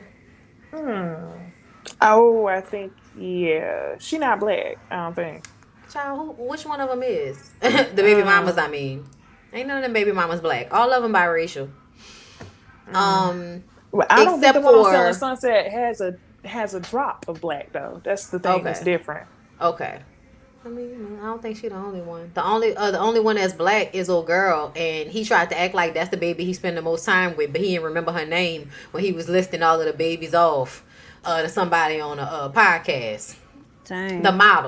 The model girl who used to be in the videos back in the day. He had a baby with her. And at first we didn't know. Yes, Lanisha Cole. She's biracial. I didn't know she was biracial. She's so... Well, y'all know how it is. That's why the biracial thing is confusing. Because sometimes when people are biracial, it's like, okay, Amber Rose, biracial. But somebody like Lanisha Cole, they don't look biracial. They look black. Like their skin tone. So yeah.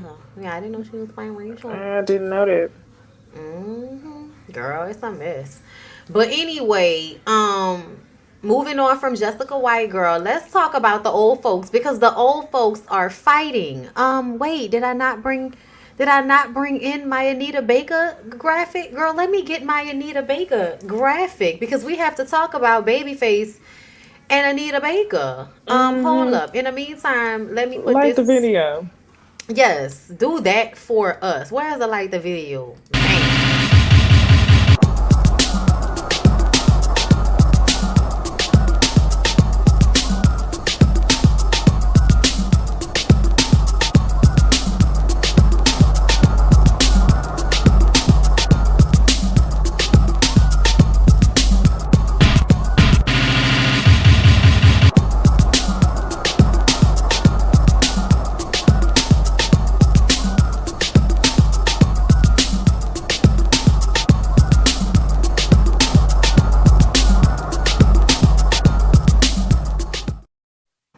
Okay, girl, so hold up. Let me, because it's... Why is it giving me such a hard time? Okay, hold up, y'all. I'm trying to make sure I'm not sharing the wrong shit at the time. Okay, so here go Babyface, girl. Let me explain to y'all what happened. So apparently there was a show that Anita Baker and Babyface were supposed to do together on, I think it was the 10th, May 10th. And for some reason, the show was late. And so Babyface ended up not performing. And only Anita Baker went on so that she could do her full set without them having to pay for going on late. Because y'all know, if they go on late, they have to pay, or, they can get fined or whatever if they have to be up there for a time past the time that they've agreed to. So I think that because Babyface didn't perform, he put out a message to everybody. And the message, hold up, I'm trying to make sure I have the right one. I forgot where the message was. Shit. It's been so many of them that I was saving to make sure I was getting it. But whatever happened, the fans started attacking Anita Baker, is what it sounds like, okay? People were going after her. So she tweeted, Anita Baker, After silently enduring cyberbullying, verbal abuse, and threats of violence from the fan base of our special guest slash support act, people thought that was shade, but it's the songstress tour. So it's her tour, Anita Baker, the songstress with the legendary Babyface.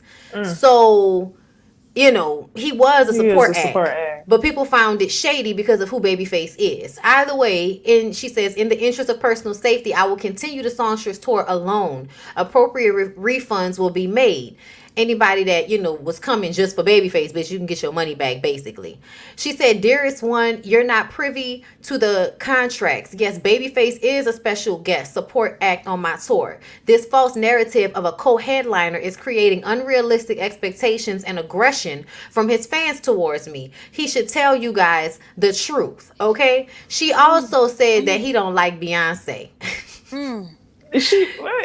She was being petty. So she was like, oh yeah, and he don't like, he said, if you remember, we recently posted a previous tweet from Anita yesterday where she seemingly hinted that Babyface hates Beyonce. Shortly after, she made a follow-up tweet asking Babyface to respectfully get his fans in order, calling them online bullies. So it seemed like she started the shit. She tried to call the Beehive. She said, shit, I need assistance with the Beehive on this. Yes, come help me, because they're doing too much. Well, this is what he said that I think caused a lot of people to go after her. I'm saddened by the news that Anita Baker has decided to remove me from the songstress tour. It's unfortunate and disheartening to see how things have played out via social media. While I was looking forward to the rest of the dates, I have nothing but love and respect for Anita, and I wish the best for the remainder of her tour. This was real cute and everything, but the fact that his fans were kind of like attacking her, I guess she felt like...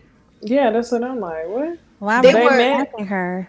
They were attacking her because he didn't perform, and it was put out there. I'm trying to see if I can find it, y'all. But it was like a few weeks ago, right, when he didn't perform or something. Yes, and it was put out there as if, Anita was being, a domineering queen or whatever. Like, you gonna cancel his set, like we weren't paying to see the both of y'all. But Anita was like, it's my tour, so if we come on late, I'm going to be the one to come on and perform because it's probably in the best interest. It's my tour. Most of y'all are paying to see me. If the show is late, then I'm going to just go on and Babyface won't perform. And people were upset about that.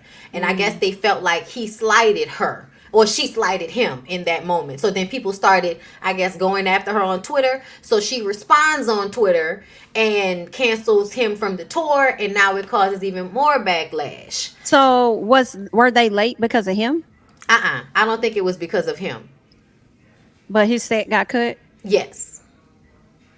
I'm trying to find the one where she specifically stated it. Because there's been so many different posts about the situation. Because it's been playing out over a course of days. But I also want to play what Tank had to say about it. Hold up. One thing Tank gonna do is speak on the industry, honey. Right. Okay. In a statement shared with Variety by his representative, Babyface addressed the situation. Okay, we already read that part. All right, I wanted to make sure I wasn't missing nothing. All right, hold up. Let me pull up Tank ass. Because y'all know he gonna have to tell us how he feel about the situation. Please don't go. Problematic ass nigga. I love him. I love his vocals, but he's so problematic. He is. What I miss? Girl, he just is. Like the Monique situation. There's been things over the years. What's going on, people? Listen, I wasn't gonna say anything, but it's kind of hard. It's really hard for me to stand by and let one of my heroes, one of the nicest human beings ever, Hurry up. just be attacked and be vilified for no reason. Guy by the name of Babyface. Just did Tiny Desk with him, which was really awesome. I appreciate him having me. My Tiny Desk drops tomorrow as well. Shameless plug. Oh, I'm gonna watch it. I wasn't gonna say anything.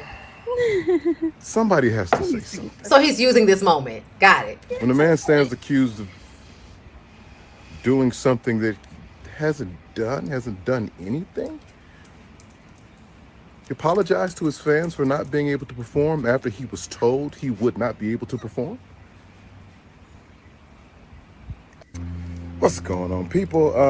Listen. Okay. All right. Hold on.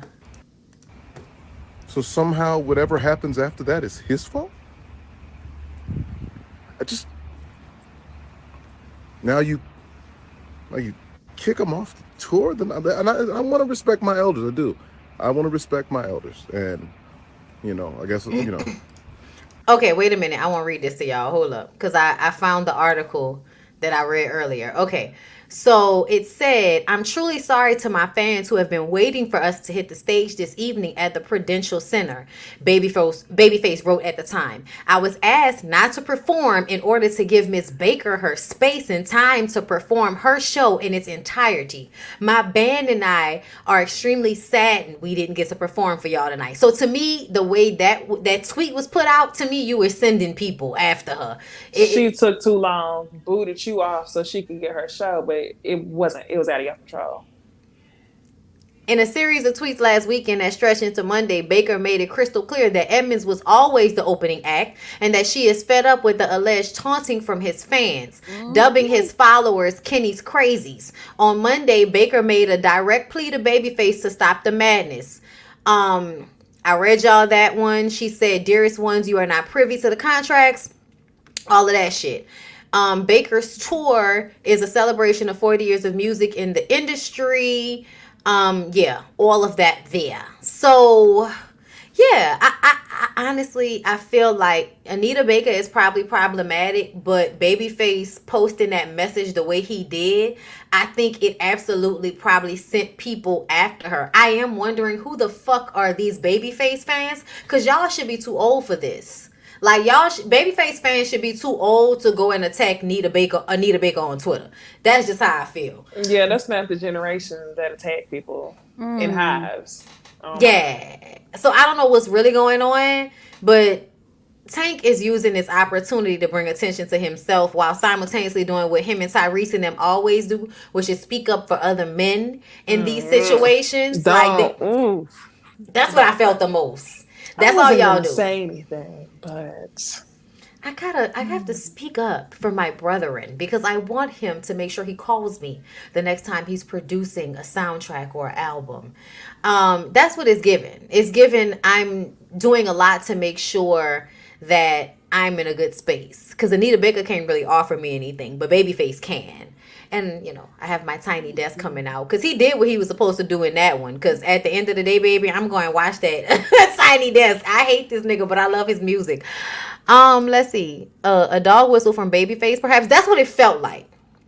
It felt like a low-key, like, dog whistle. Oh, stop, Bondy. Anita is a known mean girl. I feel like two things can be true at the same time, my love. I feel like Anita Baker can be a petty old bitch, and so can Babyface. Because why would you take that shit to social media? All you had to say was, hey, y'all, we had some issues, and I won't be performing tonight, but I'll see y'all on the next one.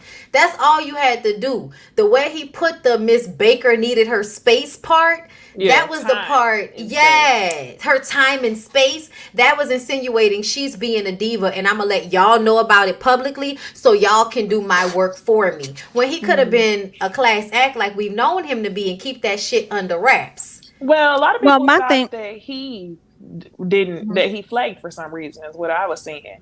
Oh. Like I saw somebody talking about how they were standing outside waiting for hours, and then all of a sudden the guy came out and got the Babyface drum set and all that stuff.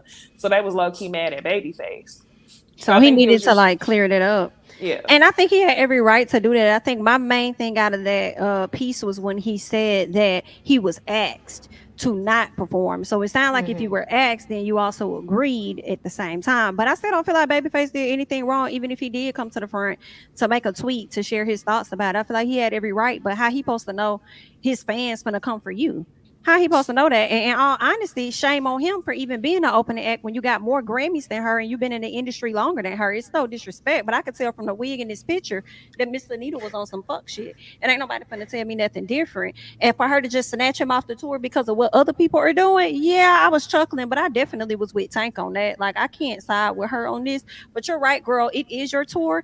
Please take me off your tour so that I can go on and do my tours, because it's no shade, but I'm probably gonna have like I'm gonna have more songs. I'm probably gonna have more people that's gonna come out. Like I'm just with Babyface on this. Like, and then it's just a long history of hearing how much of a diva she is. This ain't the first time she's come and said some shit. I feel like she said something way before this whole Babyface thing. So I'm just not with Anita. I just can't. But Tank, what you're not finna do is say we have to protect our black women, but who's finna protect these black men? You're not finna get me on that. I'm glad you say that. Let's continue. You're not Gotta go gonna folks' get business me. is what they say. I'm glad you said that. Somebody got to say something. Say something, Tank. Somebody got to say something. Babyface? You does the Babyface?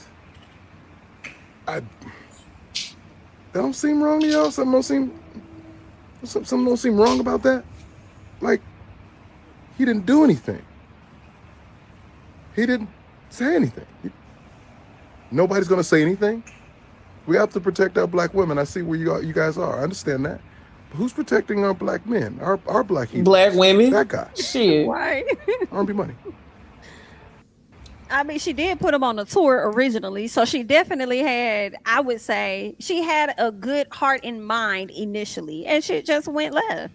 But I feel like he had a right to like speak up, just like Necey said. People was dragging him. Let me come out and address this real quick because that wasn't my choice. I would have performed for y'all. I love to do that. This is what I do. I think he could have said that without the whole time and space comment. I'm sorry, but I'm reading that the way he intended it. And I think it was absolutely meant to let people know she's being difficult the way she always is. Possibly. And I do send people at her doorstep though. You know, like I'm just letting y'all know, but I'm not having people come to you to tweet to you to make you feel away. I mean, I feel like people.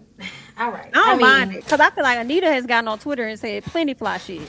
Oh so yeah. Now it's like, okay, girl. So they talking to you. They talking back. Like, what you mad about? Let's move on. I'ma just say this though, like as a black woman, I often feel like we love to malign black women when they are no nonsense.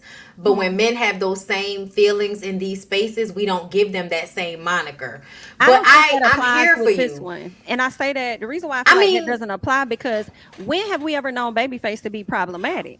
But we do know the history of Anita. So with Anita, it's like we not really maligning her to be nothing. We just look like Marlo. We just looking at what you've shown us. And what has she shown us? Specifically, she's very snappy. I can't remember everything that she's done, but she's definitely been on the blocks previously for snapping at people. Yeah. And to me, just because somebody is on the blogs for being snappy doesn't mean that they're wrong when they are snappy. So, for instance, people are in the comments saying that her and Luther used to get into it, and I'm like, bitch, so we gonna act like we couldn't tell that Luther had a stank ass attitude? Like, you can't use Luther in this example for me. Well, girl, ask In Vogue, because they'll tell you how he was telling them what colors they could wear and all of that type of shit when they were touring together. I feel like it's always an ego situation, but whenever it's a woman with the ego, everybody overreacts to the situation. And I do feel like when you say, you know, we've seen these things from her, I'm like, have we seen these things, or do things happen and a moniker gets placed, you know, a certain type of difficulty gets placed on a person? And listen, I'm not saying I disagree. I'm not, because she look crazy. She look crazy. Please don't misunderstand me. But I also feel like two things could be true at the same time. She could be crazy, and he could also have been low-key being passive aggressive with the tweets. With the way it was worded I had to give her time and space. Because you know people gonna categorize her as a diva and a bitch. You know that. And I just kind of feel like he could have just simply said, hey, y'all, it wasn't me. We had some issues. We were late. And that's why I'm saying that, because he wasn't trying to not, it probably was like, she was being a bitch and I'm a low-key let y'all know. That's what it was. Yeah, and that's but fine. It was because we didn't. I feel like it's because he didn't want nobody to think it was his doing. And I'm fine with that. He was on the bullshit. I'm fine with that. But I also feel like the fans probably were doing too much. And I do feel like he might have been aware of that before he put out that tweet. Because I do think men like him are very smart, very meticulous, and they know when they do say things, how they will come off, because they've been in this industry for a long time. I didn't say he was wrong. I I'm not saying he was wrong. I'm just saying I could see how what he did could have got everybody to be coming at her in a way that y'all need to leave Auntie alone. Because it ain't that deep. Like, I get it. But these women, a lot of the times, have been through so much in this industry. They're justifiably bitches. Like, they've had stuff happen to them. They've had people take advantage of them. And they're bitches by right at this point. And I feel like it's cool. But I do feel like most people felt that Babyface shouldn't have been opening for her, even if that was what the agreement was. And normally that is what happens. If we go on late, we're going to cut the opening act because you're here for the main act. Right. Like, we're not going to cut the main act set, but because Babyface is who he is, and the opening act doesn't have as many accolades as the main act. That's the typical thing too. But you got to look at who you got as the opening act. This man, as an artist, he's not twice the amount of Grammys that she does, and been as in a the game producer, longer. As a producer, but not as a writer. I mean, not as a performer. As a performer and a singer, Anita Baker, I think, is more accomplished. But as a producer and a writer, somebody behind the scenes, Babyface is more influential. I agree. But like when it comes to Beyonce, I think that's probably on some level true. I think Babyface said some shit. Because it's one song that I love by Beyonce, and I realized that Babyface wrote it, and I can't remember which one it was. Ah, shit, I can't remember what it was. I know. Well, yeah, Anita has more hits as a singer, but Babyface has more hits as a writer and a producer. Yeah. And that's okay. I love them both. I really do. And I do feel like, as people get older, they really, they get cemented into their egos. Justifiably so. Best thing I never had. I thought that was it. That's the one that Babyface did with Beyonce. Well, that must not be the one I was hype over. But yeah, I guess so. I forgot about that song. Damn.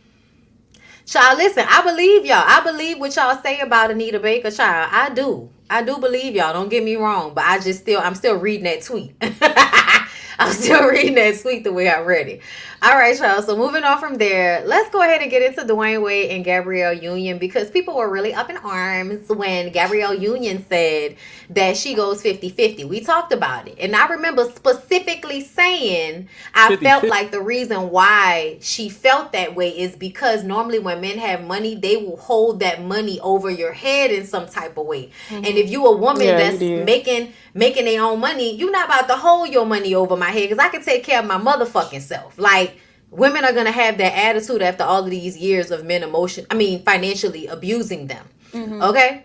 So, let's hear what Dwayne Wade had to say. Hold up. Let me stop covering up Necey pretty face. Okay, hold up.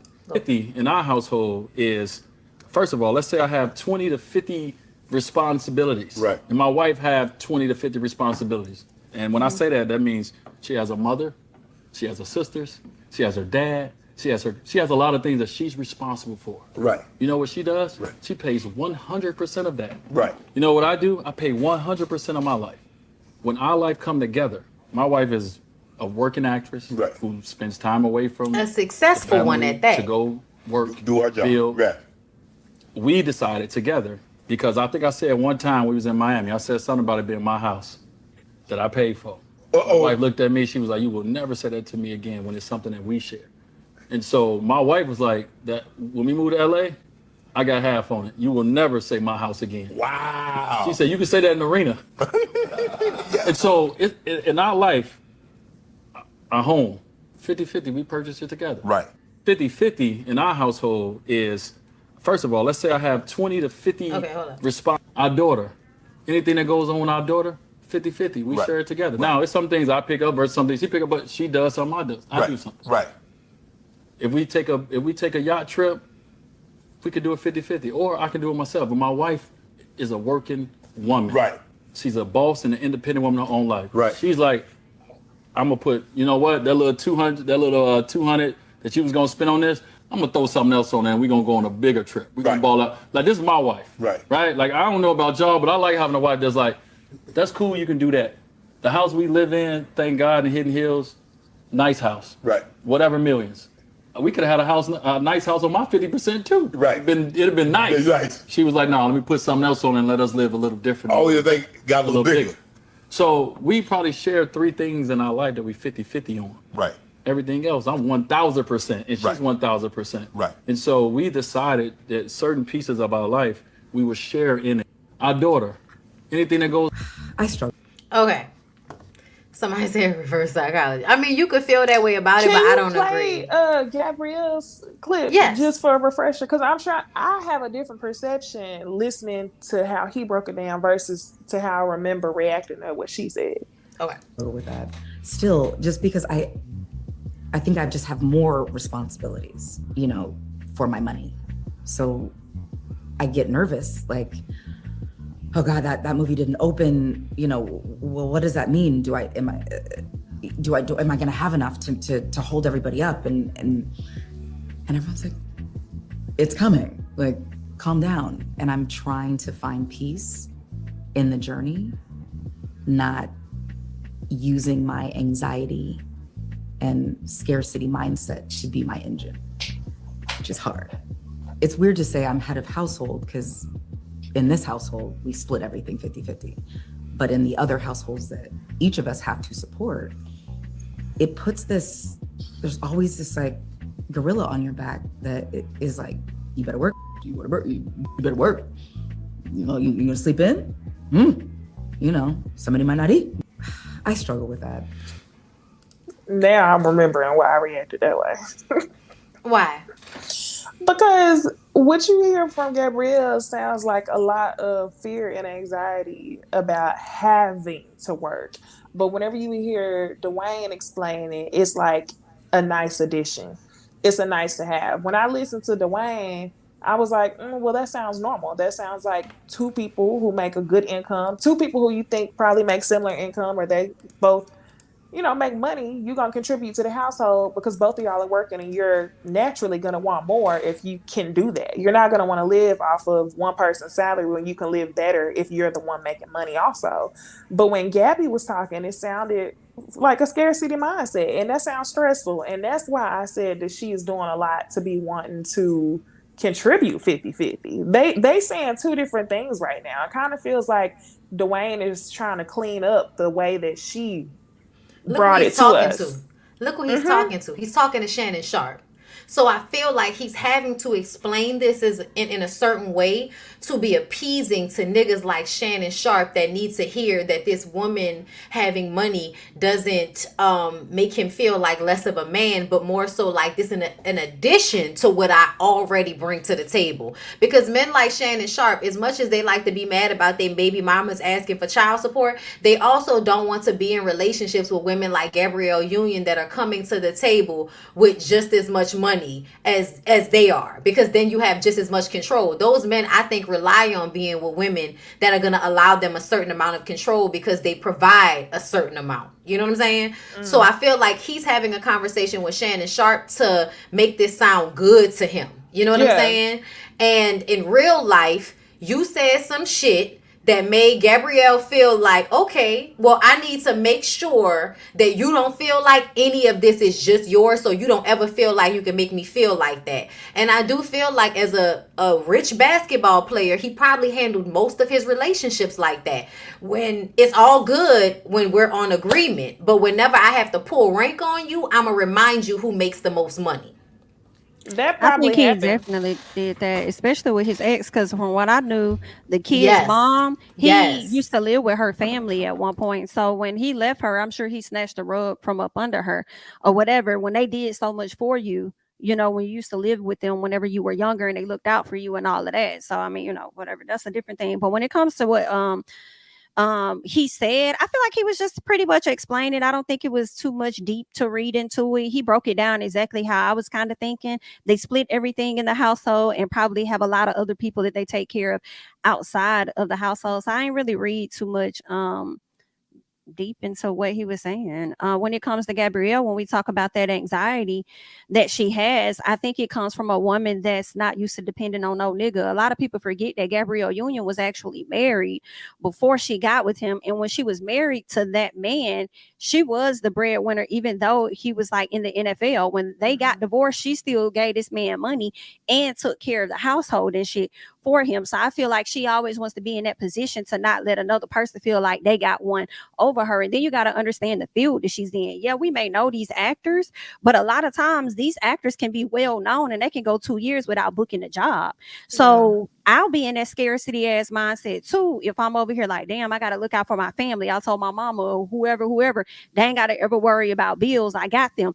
I don't want to operate like it's my husband's responsibility to take care of my family when that's something that I said, because I also ain't gonna want to hear him try and throw that up in my face and at any point in our relationship, like, you do anything for my family because I got that. So I feel like that's where Gabrielle was coming from, and he just came around and just pretty much clarified it for the people that have a hard time to understanding it. Because so many people love saying, if my man made all of this money, I'm not gonna sit up there and be working. Okay, well, just know the nigga that make that type of money, that's gonna be the type of nigga that's gonna tell you not to work. You're gonna be in a Latrice type of situation. He might let you have a little job, but even with that, he gonna feel like he owned it too. So I like, no, like, let me go get my own. So I mean, I understand. I get it. Me too. I get it. Do y'all think? I agree. And I also feel like on top of that, like, I like the idea of, yeah, we could do real nice with your money, but with our money combined, we can do even better. More. Like, I like that. That feels better to me. And also, as somebody that has been financially abused and, you know, I hate being honest, but I'm gonna be honest. So at one point, there was a fear that if my mom left my dad, he would take me from her. Because my dad had such access. My mom at that time, even making her own money, having her own business, wasn't at the same level that my dad was at. So I think at the beginning, where my mom might have made different decisions if she didn't feel that I might, and I felt that. Like, I remember having this conversation with my sister, and literally that rang so true to me that was a fear. Like, I can remember, like, don't leave me with him, out of fear that she would leave me with him and then she wouldn't come back, or that I wouldn't have her anymore.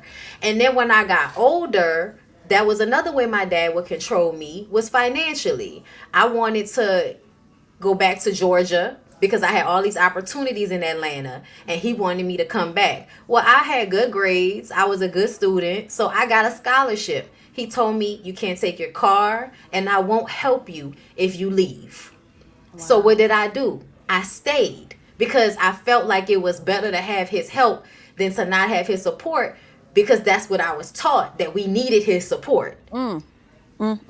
So to me, coming from that situation, I feel like it is very valuable, no matter how much money a man has, to solidify your positioning and your agency in the situation, so he can't use his access against you whenever he feels it suits him. Because a lot of time, these niggas are not always above board. They get upset about things, they get in their feelings about things, and they will use what they have against you. So it's very important to not allow them the space for that. And I feel like that's what happened with Gabrielle and him. And I'm not mad at her about that. For people, because I saw some people in the comments like, that was a trick. That's not a trick, because if she got comfortable with him always taking care of everything, her fear would lax, and then she probably wouldn't work as hard, and she then probably wouldn't be making as much money on her own. I don't know if y'all paid attention, but Jada stopped taking a lot of jobs when her and Will got together and she started having kids for him. She stopped taking jobs, and at one point it seemed as if he was the one that was solely financially responsible for their family, even though both of them came into it on the same equal footing. But because she allowed him probably that financial control, at some point she felt trapped. So yeah, like I feel like it's important to always keep your autonomy, and if that means having your own money, then so be it. Yeah, and maybe it's a personal thing when Gabby was speaking out of fear. But what Dwayne explained to me sounded like a normal situation. A normal Yes. situation with two people who have jobs. If you both make good money, why not build the household? That's why I be thinking it's weird when people be trying to flex off of your husband making six figures. You got $100,000 household, okay, but you can have a $200,000 household. That's my That's thing, the weirdest Necey. flex to me. It Hello. is, especially now in inflation, because 100,000 ain't shit. Ain't nothing. Girl, it ain't shit. It's Not with nothing. inflation. And you won't know it ain't shit. Taxes. You don't know it ain't shit until you make it. And then when you make it, you like, bitch, this all 100K get you? Because damn, I thought I was going to be doing better off this. Yeah, I've never understood the whole my man did this and both of y'all are bringing in the same amount of money. It's Your like, little vacations to Destin and Disney, bitch. yeah, Like, I don't okay. understand that. But that's why I'm like, okay, what Dwayne is saying is normal, but who knows? You saw me see somebody say it in the comments, rich people problems. I was like, is it though? Because this seems like... Oh, it sounds very regular to me. Which is why people's reaction is weird. Exactly. Which is because that's what people think. They really romanticize niggas having money. And they forget that the reason why women fought so hard in women's lib and all of those things y'all look down on now is because when these men had financial control, you weren't happy. You weren't happy, ma'am. You weren't. You know, it's also like people, just because these folks have millions of dollars, right, and they have the celebrity for the world to know who they are, they, to me, sometimes how I think about it, are really not too far off from your regular people, because more money, more problems. Like, if you have millions of dollars, taxes, you're going to go and get a larger home and you're going to pay more money for it. You know what I'm saying? Furnishing like the shit. Yeah. How much your clothes cost when you make more money, you have to look a certain way. Like the more maids, nannies, the schooling for your kids. It's like they damn near like regular people. They just got more money to do more things with that money. Yeah. Like we have a nicer house to look more glamorous to us when really they ain't that damn different. Right. So when they be telling us, "I ain't no different from you," they really not. They really not. But you really not. Like you got a cushion, but you 2 jobs away from that cushion being low key depleted. Especially if you in entertainment. Exactly. That's why I said Gabrielle is a working actress. You heard what I said, because we all know that Gabrielle works, baby. And to me, we know that's a testament to how hard she works. Because I've been following Gabrielle's, career since the fucking early 2000s when she was just the mean black girl in all of the white people movies. So yeah. That girl didn't work for her money, and I wouldn't accept people acting like I'm just some trophy wife after I worked that hard either. The fuck you talking about? They already like to act like your accomplishments don't mean anything compared to the man you with, especially if he's impressive. Like Dwayne Wade, oh bitch, why aren't you just being a trophy wife? Because I work hard for my shit too. Like I want my accomplishments to be respected too. When does that movie drop with her and Keith? Is it Keith Powers? Is that his name? Yes, I think it dropped already. You lying. I forgot about that. Where is it? Is it a Blockbuster? What does it come out? It was Netflix. I don't know. Is it Netflix? Or something? I thought. Let me look it up, Jamie. Shit, because I feel like it came out. I'm looking it up right now. Yeah, maybe it was Prime. Yeah, June 14th. Okay, that's tomorrow, right? Okay, it's coming out tomorrow. Oh, look, y'all support Gabrielle Union and Keith Powers. They're gonna give us an old nasty old lady young man relationship that we can, get our shit all greased up too. That is so fucking funny that them two are casted together, because you remember people kept comparing her to Destiny, Ryan Destiny. Yeah. And Ryan Destiny is his ex-girlfriend.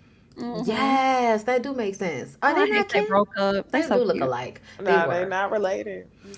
All right, y'all, let's move on to more problematic people. Bitch gunplay. I just want to tell everybody that when y'all was in my fucking comments on that last Love and Hip Hop franchise show, when y'all was saying he's changed, I said, no, he's not.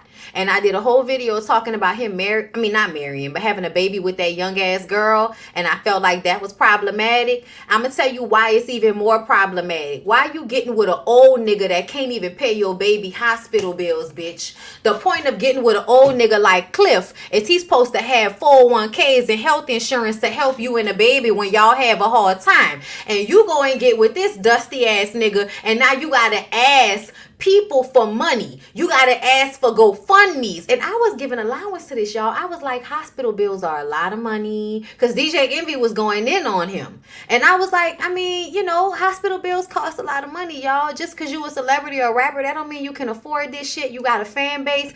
People want to help out. I would do the same thing if I had expensive ass hospital bills that I couldn't take care of. Y'all want me to still work, right? Help me. That's the business I'm in.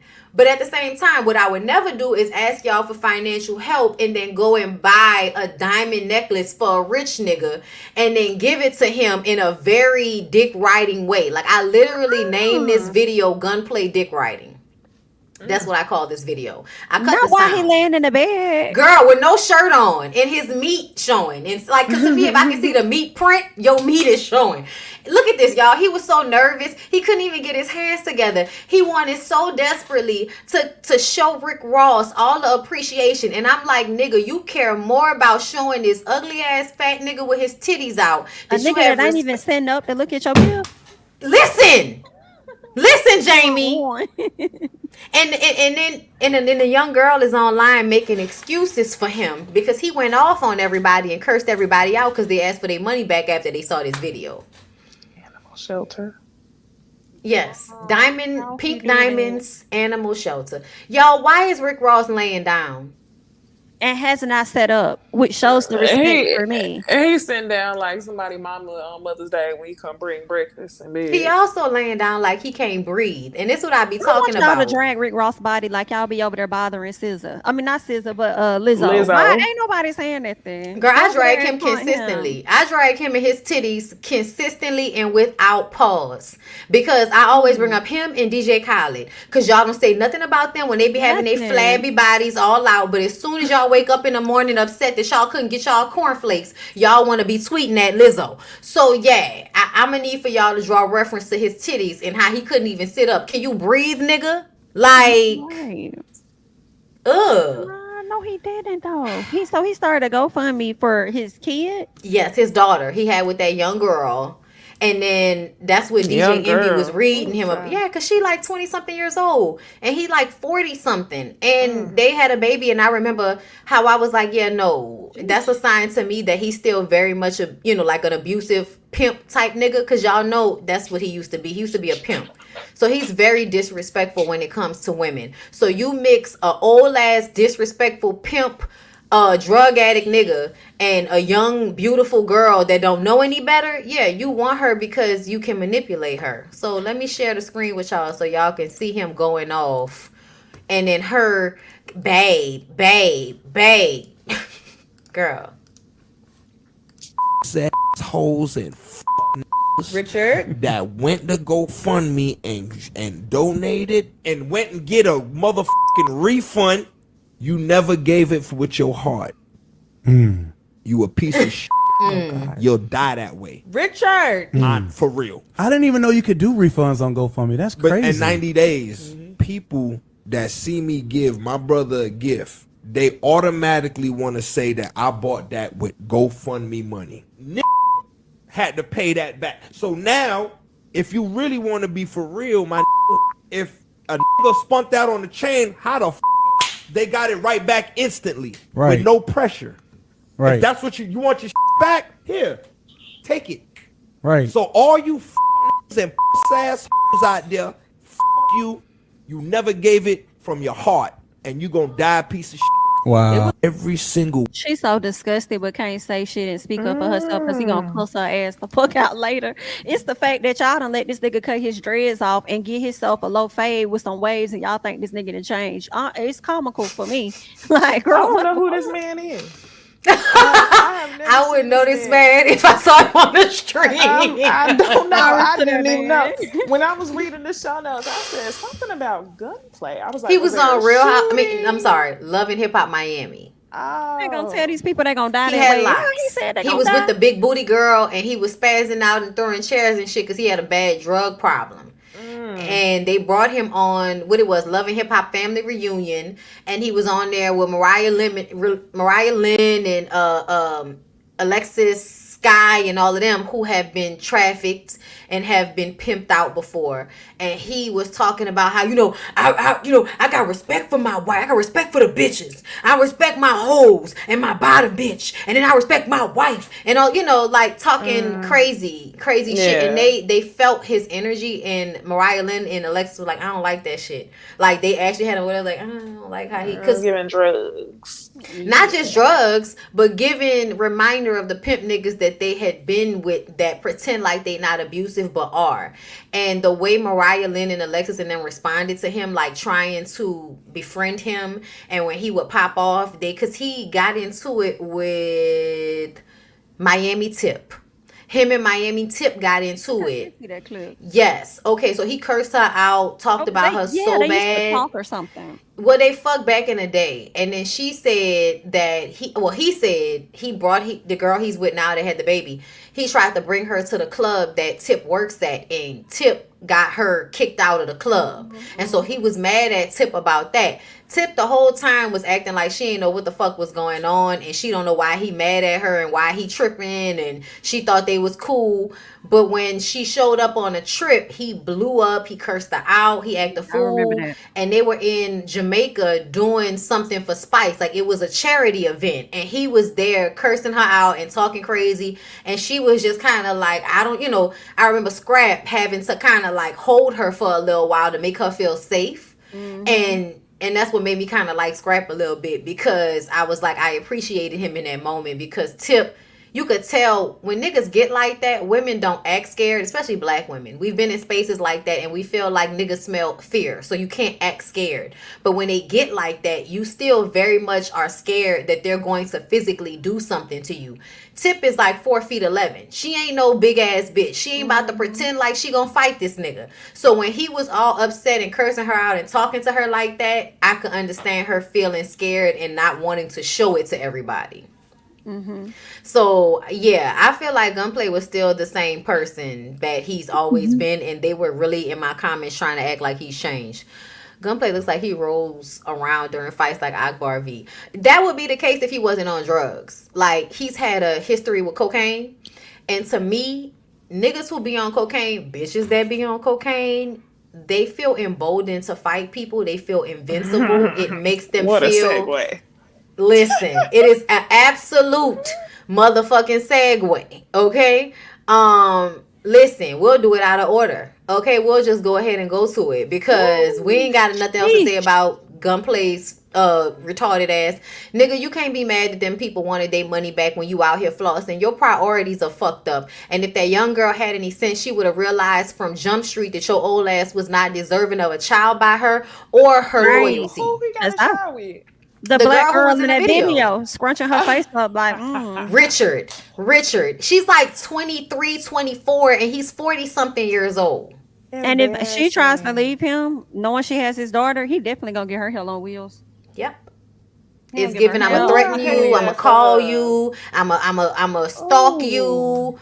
Yeah, it's giving all of that. And a lot of times, and it's so upsetting, y'all, because I forgot what I saw. Oh, the way people were responding to motherfucking Joseline's fake ass husband. She calls him her husband. That's not her husband. That's her boyfriend. That's her boyfriend. Okay, yeah, that's Ballistic. the same thing she did with Stevie. Yeah, was her husband. He's her boyfriend. So Ballistic, the way he went off on Big Lex. So y'all know they got into this big brawl.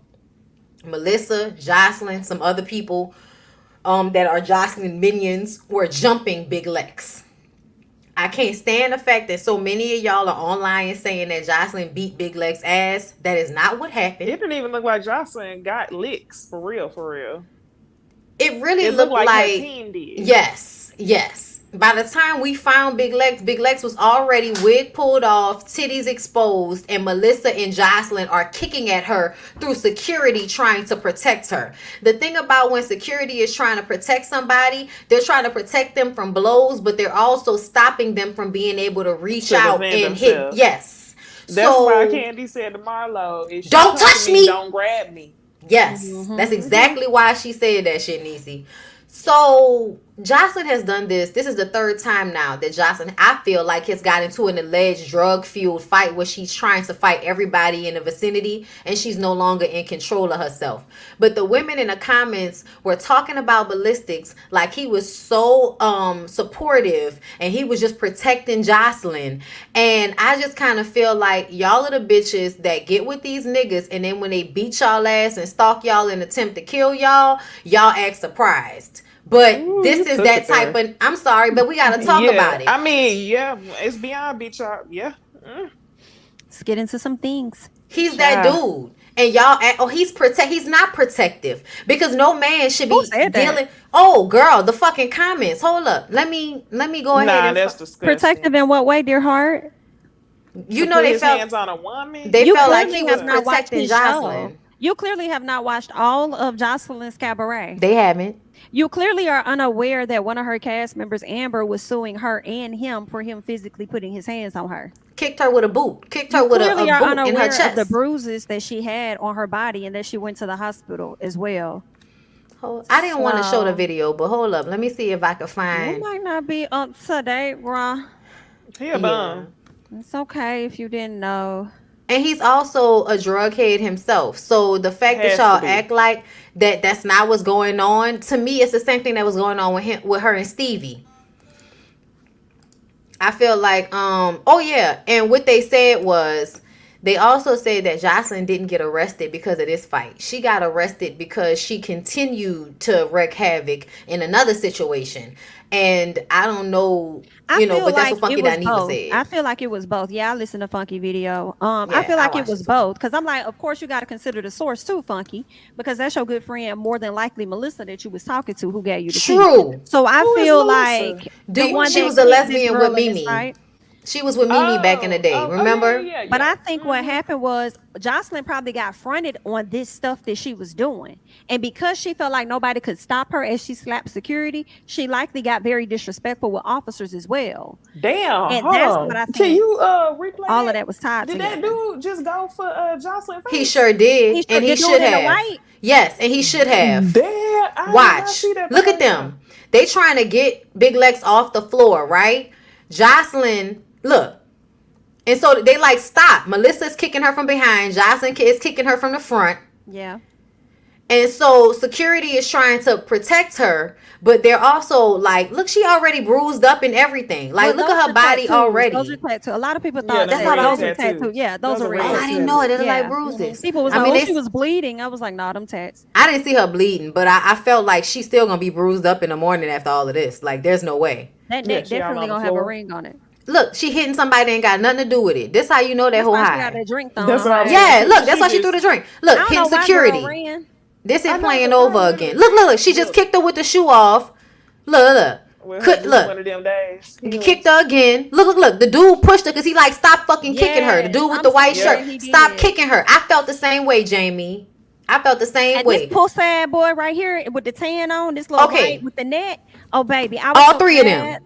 They was Melissa, him with the tan that you talking about, Jami, and this girl right here with the white shirt on. With the curly hair. Yep. Yes. Where's Melissa? And right here with the braids. Blue. Yes. Yeah, that's what I thought. Yes. This is her trying to kick at her. So whatever he was, a friend was on whatever the fuck they was on, and she was doing whatever the fuck they was doing. Don't try to act like your friend wasn't doing what we thought she was doing. Look at this shit. Exactly. Trying to stop Joseline. No, this dude right here could say he was trying to stop Joseline, but he was not, because he hit Big Lex at one point too. This dude with the white shirt on. At the end, once they pulled her on the boxes and then they lifted her to walk around, like lifted her to remove her, that's when the dude kind of like he hit her as well, or pulled her hair. I think he hit her though. In the midst of that, that's why all them dudes started to run after his ass. Yes, because they was like, nigga, he jumped in it too. She already getting beat up by all these girls, and you jumping in it too. security not no. letting her throw her hands. No, they So, wasn't. and they really Hold up. wasn't. It didn't seem like they was trying to stop it too much for real to They me. wasn't. They wasn't because to me it seemed like because there's a video of the fight where you can clearly see that the security she was fighting somebody else, the girl with the curly hair with the white shirt on. Security tried to stop that, and then Joseline comes up on the side and hits her again, and then puts her in this chokehold. And the funny part about it is you can see Ballistics and the other dude pulling Joseline's hair at one point, trying to get her to stop. And she's not. Like, she literally has Lex in a headlock. Hold up. I'm going to pull it. And what was killing me was Lex wasn't pulling her weave off. She wasn't biting her or doing that thing. I'm like, Lex exhausted at this point. Yeah, they have been fighting for a minute. They have been fighting for a minute by the time we got to this point. On his hips, bitch. Just look at her. What he's like. I'm tired. Yeah, he's red as hell. with his Renaissance sword feet on. Out of him. I cannot get this. Look at them all just standing there. And you know why they did that? Because Ballistics won't he won't let anybody touch Joseline. Yeah, so everybody had to back away. Didn't give a fuck though. The dude in the green didn't give a fuck.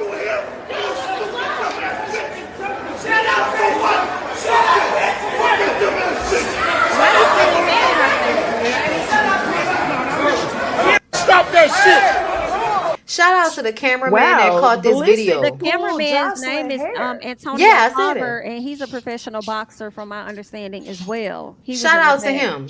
Because he was like, hey, but he was like, y'all stop that shit. Stop that shit. He was the one that's like that was holding the camera, but also saying y'all need to do something. We don't see it, but after she that's why he looked at security like that. I mean, looked at the cameraman like that, because he was like, bro, stop that shit. You need to get your bitch. And then when they let Lex go, he was like, come here, baby, come here. So he got her to climb over those boxes and finally get her, because Ballistics tried to stop her. Lex. When they finally let her go, Lex was just sitting there and he's screaming on her.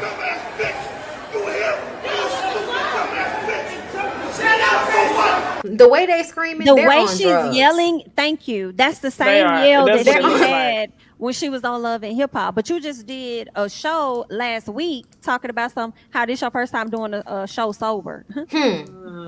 And to me, when you look at her performance, she look high. And I'm gonna just keep it a buck, y'all. So Whitney Houston, she look high and pregnant. I hate to say it. Whitney Houston's movie, she talked about how she would get high sometimes for performances because either she was tired or she was too nervous. So she would get high sometimes. I feel like Joseline was scared because it's the biggest stage she's ever been on. And I think if she was sober in the last performance she did, she decided to do drugs for this performance. It had to be high because she kept the same damn position majority of it. Like, what are you doing? And you can tell the way she's singing and the way she's performing, there's a lack of awareness in the way that she's acting on stage. Her eyes definitely looked weird.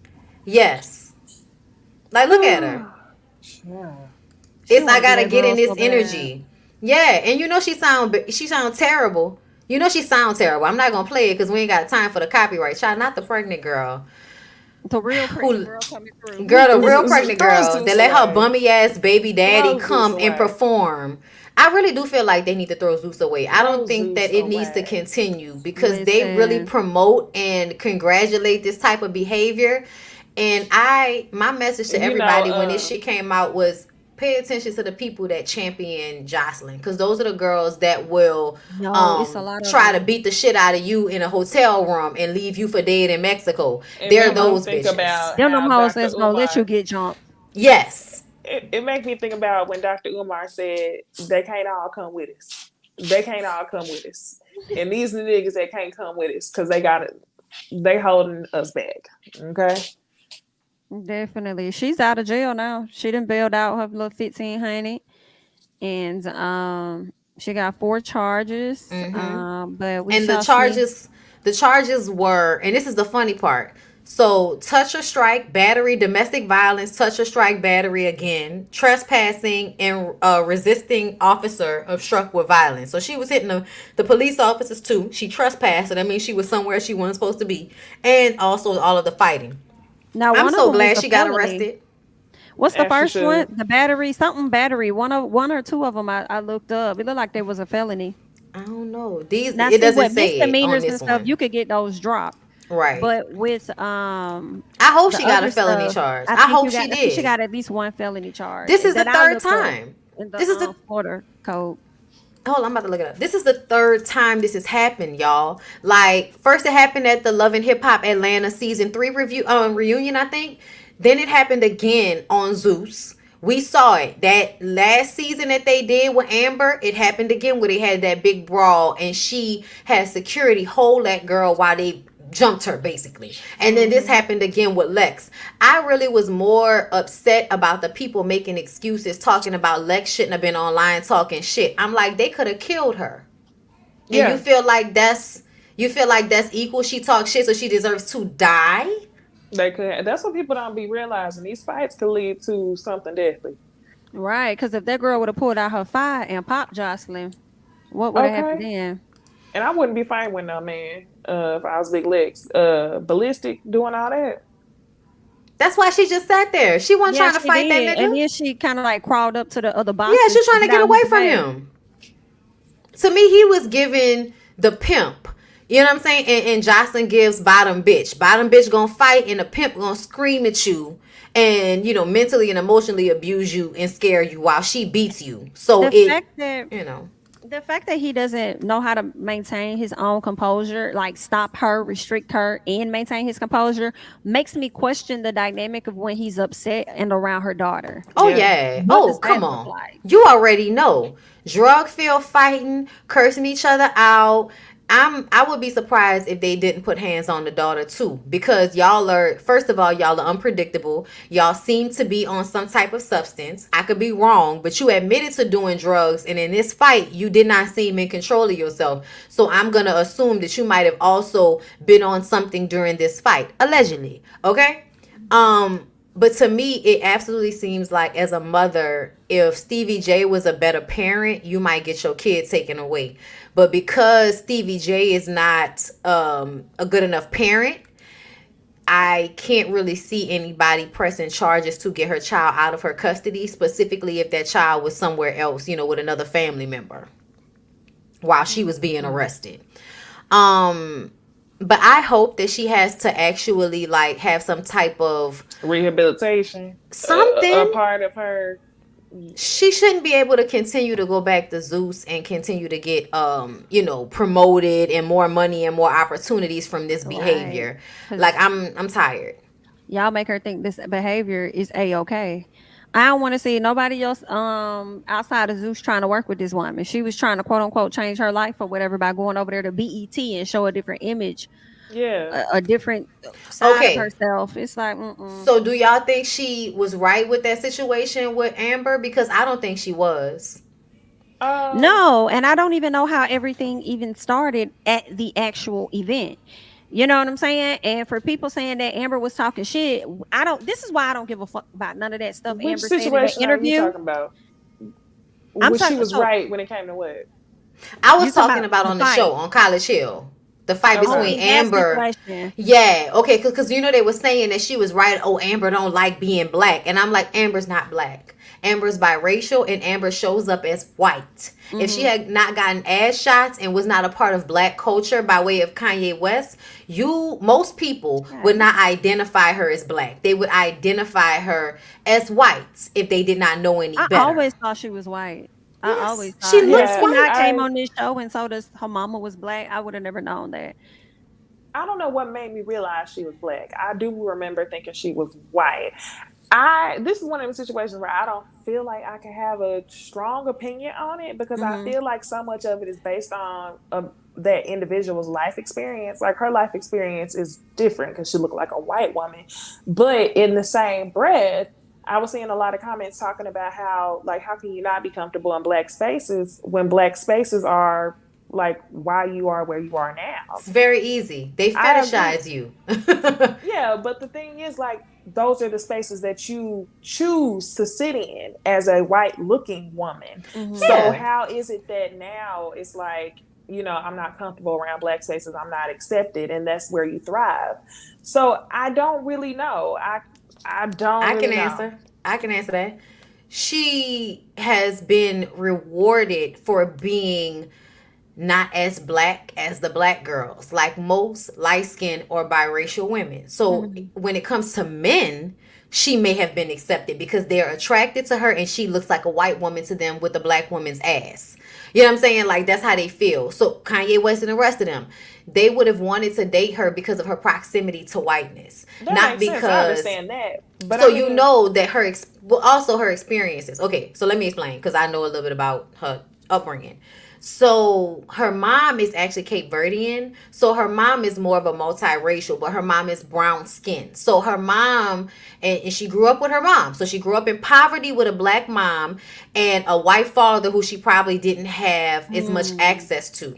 So I think that growing up in black spaces, being biracial, she was picked on by black people for not fitting in. She also grew up in poverty, so she had to fight a lot. If you were growing up in middle class society, she probably wouldn't have had to fight as much. But because of her mom's situation, I think that she grew up in poverty. So in one breath, she blames blackness and poverty for her upbringing and how she was treated in that space. But then also recognizing that black men give her an allowance over other black women. So yeah, I don't feel accepted by other black women. I don't feel like the other black women see me like another black woman. Even though people are online caping for her, and her actual experience, I think she was bullied and ostracized by the regular black girls who noticed how the ignorant ass black boys responded to her proximity to whiteness. So when she talks about not being accepted in black spaces, I think she means by black women. Well, that would make sense instead of that would make sense because that part of her upbringing, when I said it's based on your own life experience, I understand that. But I really but she's taking advantage of, don't get me wrong, she's taking advantage of her proximity to whiteness in black spaces. Right. Don't get me wrong. You're comfortable enough to utilize that in black spaces, knowing the benefit to that. Absolutely. So I think both things can be true.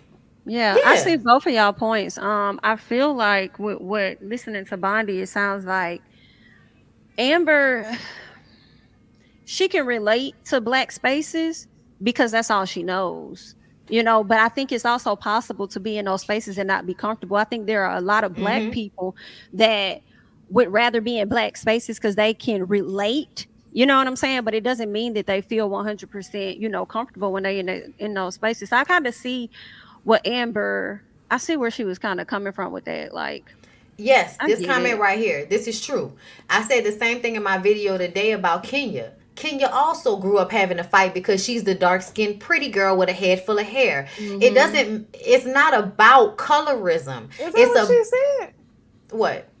Kenya said that she had to fight because she was a dark-skinned pretty girl with a head full of hair? Oh, no. But she said she had to fight a lot growing up. Kenya. It could have been because of that. It's definitely probably because she was the pretty girl. Like, I mean, did y'all not see a lot of times if you're the pretty girl or the light-skinned girl, you get kind of, the other girls kind of bully you because they're mad that the boys that they like you and don't like them because those boys are taught that light-skinned women or women who have long hair or women that are beautiful, you know, that and happens. It don't take much. It don't even have to be that. It could just be how you dress. Like, you may have more than what somebody else have, and they may. So you think you all that, right? But my thing is like, the thing that gets me is, as a child, everybody's gonna have something that's gonna make you feel like you have to fight. Yeah. So as much as that impacts you as an adult is up to you in understanding a child's perception. So that's why I'm kind of like, okay, one person gonna fight because they wear hand-me-downs. One person gonna fight because they pretty. One person gonna fight because they light skin. I'm like, I don't know. Yeah, everybody has their reasons. Yeah, so everybody fighting everybody. Yeah. So Necey saying it really, like, it's a common thing. It really shouldn't be. It's a common thing. So if that's a but from your perspective, you don't recognize it though because you feel on the outside looking in. She probably doesn't because she still feels on the outside looking in. That's why Amber Rose is still, I think, exalted as a preference. So when you are called a preference, we got to recognize that then separates you from the black women that you may associate or feel more likened to in the the cultural standpoint. So this comment right here, because I want the comment. No, it's because Kenya's mouth is reckless and very disrespectful. What You the fuck only that got to do with her as a child? I'm hello. so confused. You only know Kenya from being on the show. And what y'all don't like to think about is how people got that way in the first fucking place. Most adults that are reckless with their mouths are that way because the adults around them were reckless with them when they were children. Me personally, I curse and talk the way I do because nobody baby talked me. If I was talked to differently, maybe I wouldn't have the vocabulary I have to curse motherfuckers out. But I think it's you're not taking into account that Kenya got that way for a reason. She didn't just show up in the world as an angry toddler. She got that way because people handled her badly. So she started to internalize and project that back onto people. That's how that nasty attitude shit happens. Also, a lot of black women, I think we don't pay attention to bad attitudes as depression, but a lot of times that's exactly what it is. And I know y'all don't want to feel me on the Amber Rose situation. I recognize that Amber Rose has taken advantage of her positioning in our society as the biracial girl in black society. You can do better in black society than you can in white. Like, I recognize that about her experience. But I also recognize that in a situation with her and Joseline was trying to identify and call Amber black. Like, oh yeah, people just don't know that you're black. But to me, Joseline is fucking ignorant. Amber doesn't get to choose the way you do. See, I think that because she's Latina and she does look like a light-skinned black girl, she gets to choose whether she is just Latina or whether she's black. And so Joseline doesn't understand that Amber couldn't really choose which box that she fit in, because even though she grew up in black society and had a black mom and all of that, she still looks white. And the black men still view her as someone that is close to whiteness. You know what I'm saying? So we pick all of those things up, you know what I'm saying, in the way we relate to each other. I mean, that would be like somebody expecting, like, can y'all imagine people would be in an uproar if Halsey just flat out said she was black? And Halsey got to choose to be, even though she's that's Halsey, the biracial girl, right? Do y'all see Swarm, her? Right? Oh no, Halsey wasn't in Swarm. That was a Halsey joke. That was Paris. That's what I remember. Yes. Halsey, damn, her daddy's somebody famous, I think. Mm-hmm. But she's literally like half black, half white, looks like a white girl. And if she clearly didn't get the option to choose.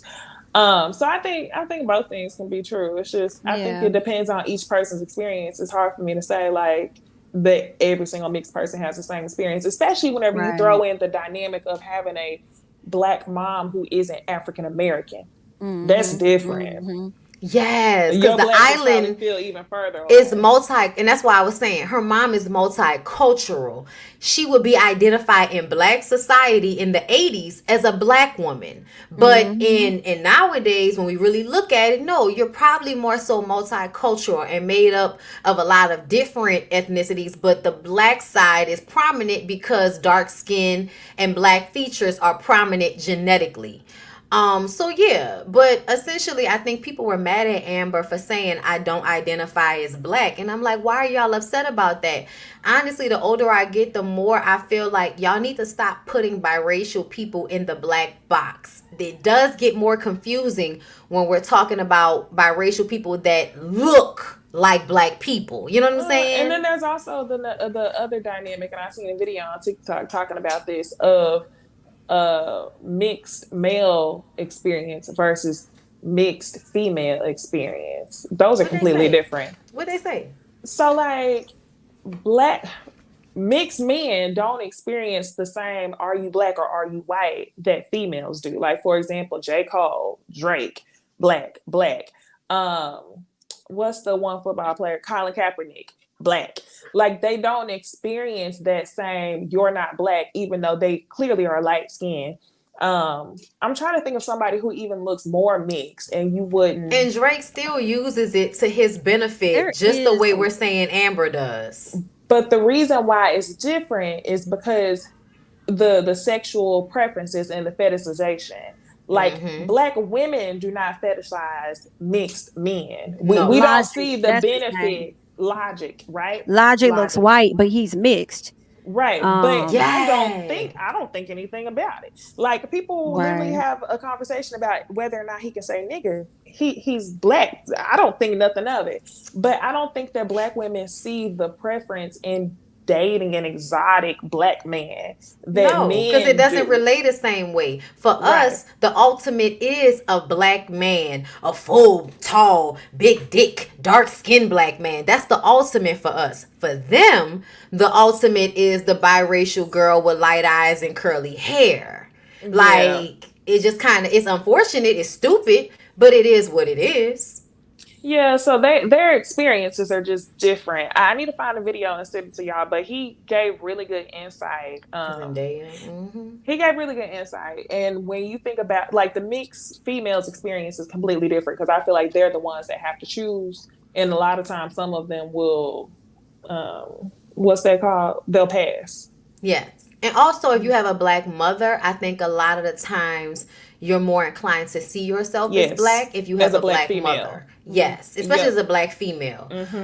But for instance, like when we were growing up, people used to argue I can remember feeling like white people would say Mariah Carey couldn't sing because Mariah Carey had identified as biracial or as black. She didn't say it, but the way she started to do music with black artists, just showed y'all I'm not white. I know y'all think I am, but I'm not.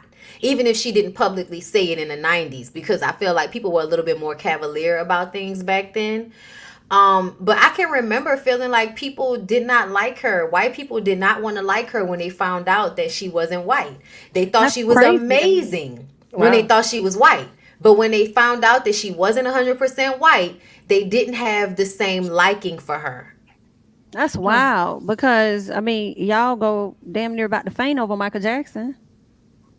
That's different though. People understand Michael Jackson is black and he's a black person that wanted to look white. They understand that. They don't understand a person that already started out looking white and then proclaimed like blackness. You had the benefit. Yes, you had the benefit of saying you was white. Yes, like at the end, what did you choose? And Mariah seemingly chose to be seen as not white. Michael Jackson, on the other hand, as much as he might have made, am I black or white? You increasingly got more Caucasian as the years went on, from your nose, skin, and hair texture. So, child, y'all say Lauren London black. Is Lauren London black or is she biracial? I think she's biracial. She had a white dad or one of the biracial, but I think she identified herself as black. So I'm gonna call her black, just like Tia and Tamara. Yes, but this is the difference between culture and actual like racial makeup, ethnicity makeup. In our culture, if you look black enough, you will have the black experience regardless to if one of your parents is white or not. Their privilege does not extend to you. So so that's why a lot of biracial people are considered black, because their whiteness doesn't save them. Right. Unless you can pass. Then you get their privilege and you decide which one you want to go with. Except for in Latin communities where they can say, I'm Dominican, I know black. I Dominican, I know black. Bitch, I don't know what you think black is. It's not African American. It's you have a lot of melanin in your skin. That's what black means to us as African Americans. But outside of the United States, it seems like black to them means African American. So they like to say they're not black as a separation from us. But essentially what we're saying is, bitch, your people are essentially from Africa and just got off a boat earlier than we did. That's what we be saying. I always thought Dominican was black too. Girl, hell yeah. When you look at them, they darker than us. But for some reason... I grew up with I went to college with this chick. She's not dark as me. She's, she's a little lighter than me. She had, her hair texture was kind of like Cardi B texture. You know what I'm saying? Like, she was black. She grew up around black folks. She went to HBCU. Her husband is black, daughter's mixed or whatever. But I just always saw Jeannie as like a black girl. Like, because there's a separation. There's a separation between culture and what we genetically identify as. There is a separation. There is a fine line. And I don't think people like to have the nuanced conversations about it. I don't. But at the end of the day, there's only one human race. We know that we're all just human and we have different ethnicities and gradients of melanin. That's it. But in this society, we're taught that race differentiates us when it really, really doesn't. So, we're going to constantly have these arguments. Because that's what they did back in the day. That's why they did the one drop rule, so that they can take your wealth from you.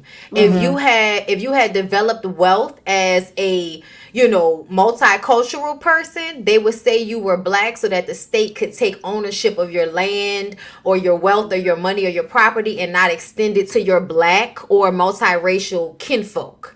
So honestly, like a lot of time, child, these people really do owe us reparations because they would legally and governmentally take property, money, and all kinds of shit from us. Didn't I tell you about the documentary I just watched? What? I gotta find the name of it, but it's about the last slave ship to come to the U.S. Barack and Michelle executive produced it, and it's in a town, I believe, in Alabama. It's in Alabama, and the slave ship they could never find.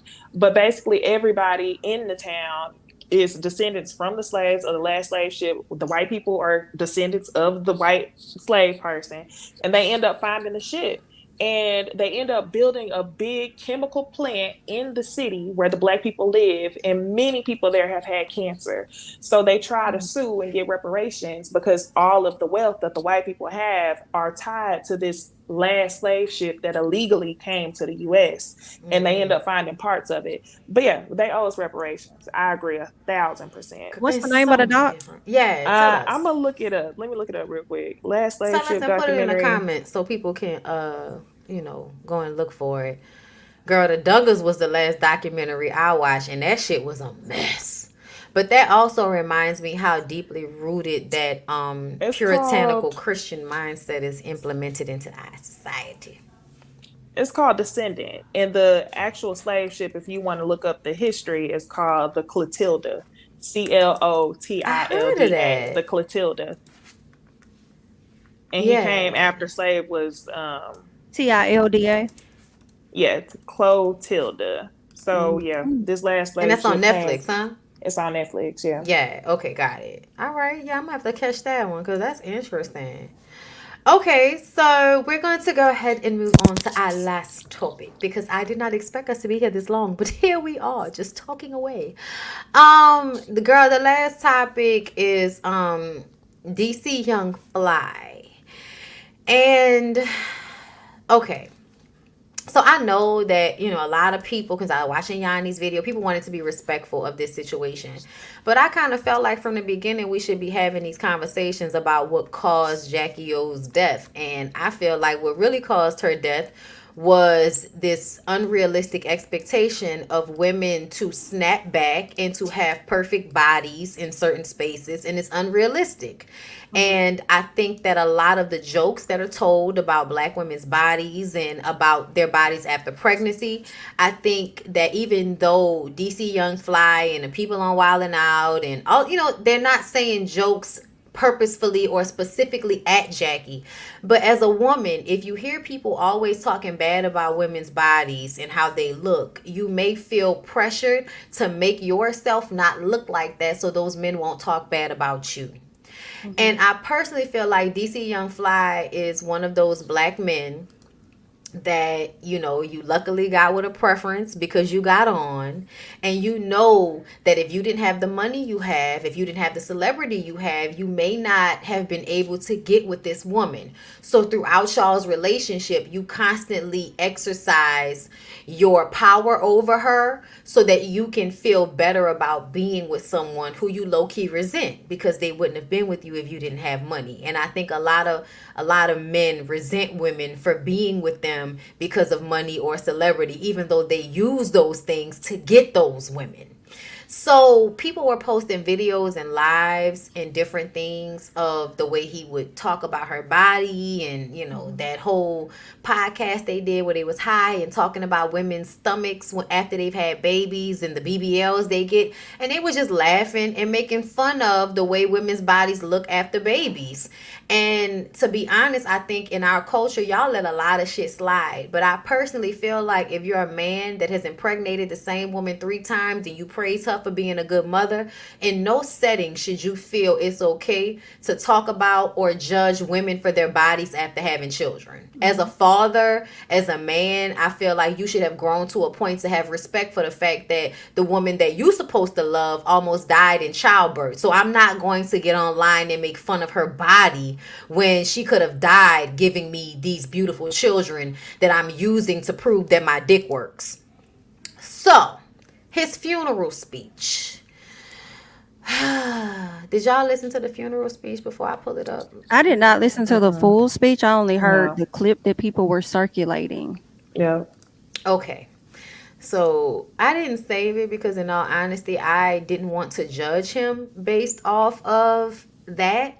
Because I feel like when people are going through trauma or someone dying, I just don't want to be out here trying to like find what's wrong in their grieving process, you know, because nobody's perfect in the grieving process, you know. So I didn't want to judge that. But a lot of people were mentioning not only what he said at the funeral, but also what he said as a response to her death. And honestly, it does have a certain disconnect for me. And it reminded me of how I feel that a lot of these black men, because we grow up teaching young girls that you can't have friendships with boys because people are going to think that you're fast or that you're having sex with them. Like, not really, but kinda. Like, I told y'all I grew up with a male best friend, and even in our adulthood, we've constantly had to prove to people that our relationship is purely platonic. So I feel like when we were growing up as young girls, you were kind of like slut shamed if you were friends with boys. And it would always be assumed that you were doing something, you know, that you weren't supposed to be doing. So we don't form friendships with each other. And a lot of times men only relate to us if we're in their families or if they can have sex with us. So when we die and it's time to give a eulogy, we don't know how to talk about the woman as a person. You only know how to talk about her as she relates to you, as a mother, as someone who you like to have sex with, but not as an actual person that you appreciated on a friend level, because in our society, I don't think it's usually taught for boys to see women as real friends. They only see them as a means to maid, mattress, mule. But I'm gonna play the sound and then y'all let me know like how y'all feel. Hold up. These kids are beautiful, man. God granted us strength to have 3. You know, I was trying to have 7 more. She gonna beat me up for that one. But I love you, girl. And I want our kids to understand that you had a beautiful soul. And you didn't leave us. You in heaven. Your spirit is with us. You're still here. And we got an amazing support system. We got a beautiful support system. That they came out. Love you. Okay.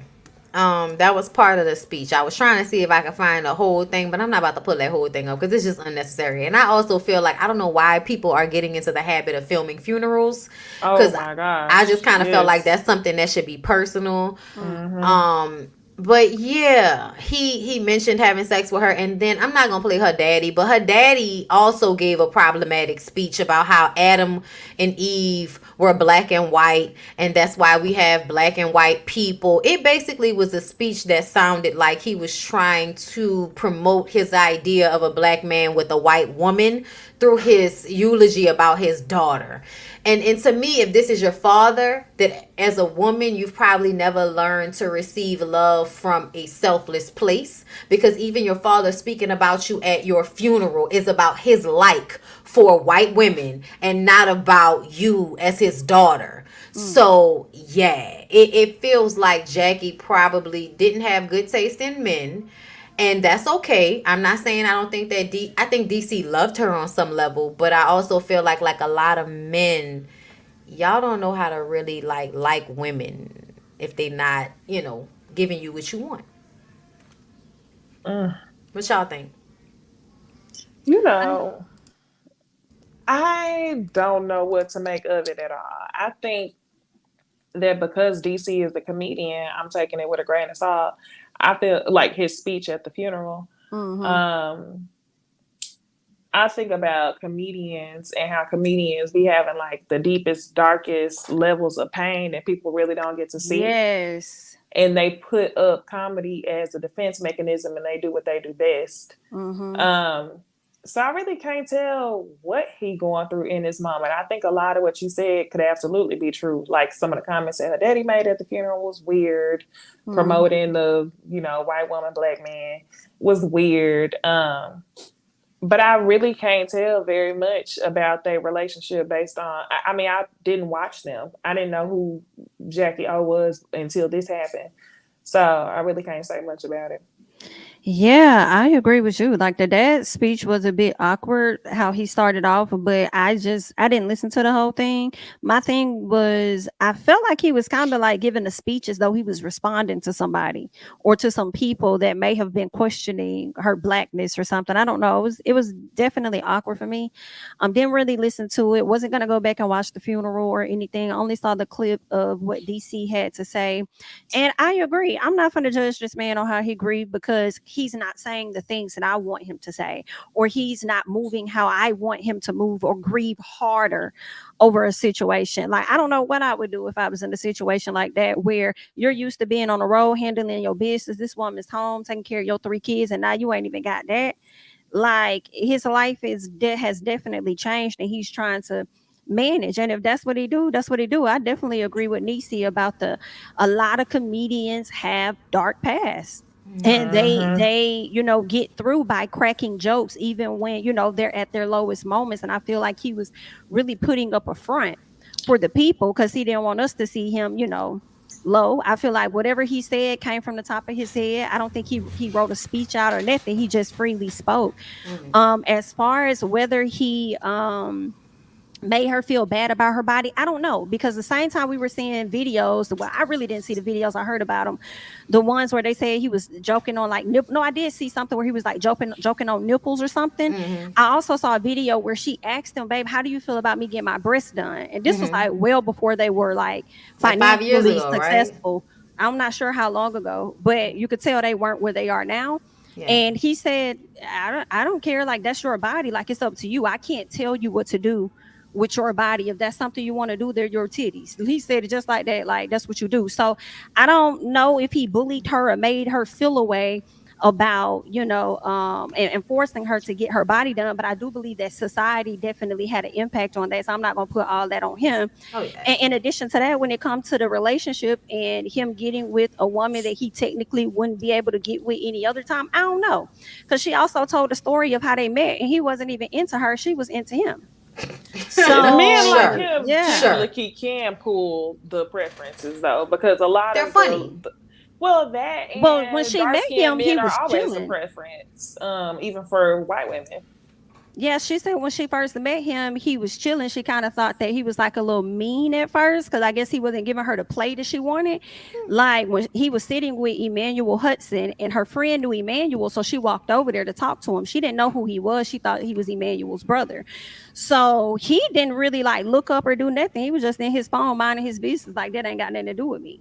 So at some point she ended up, I guess, like being on the show. I think they could have I think they could have exchanged numbers at some point. She was able to get the number because she told her friend that she was interested in him because she thought that was the brother, and they was like, hell no, that ain't no brother, girl, that's DC. She was like, oh. So at some point that's how they connected, but from what I gathered from it, she was more interested in him initially.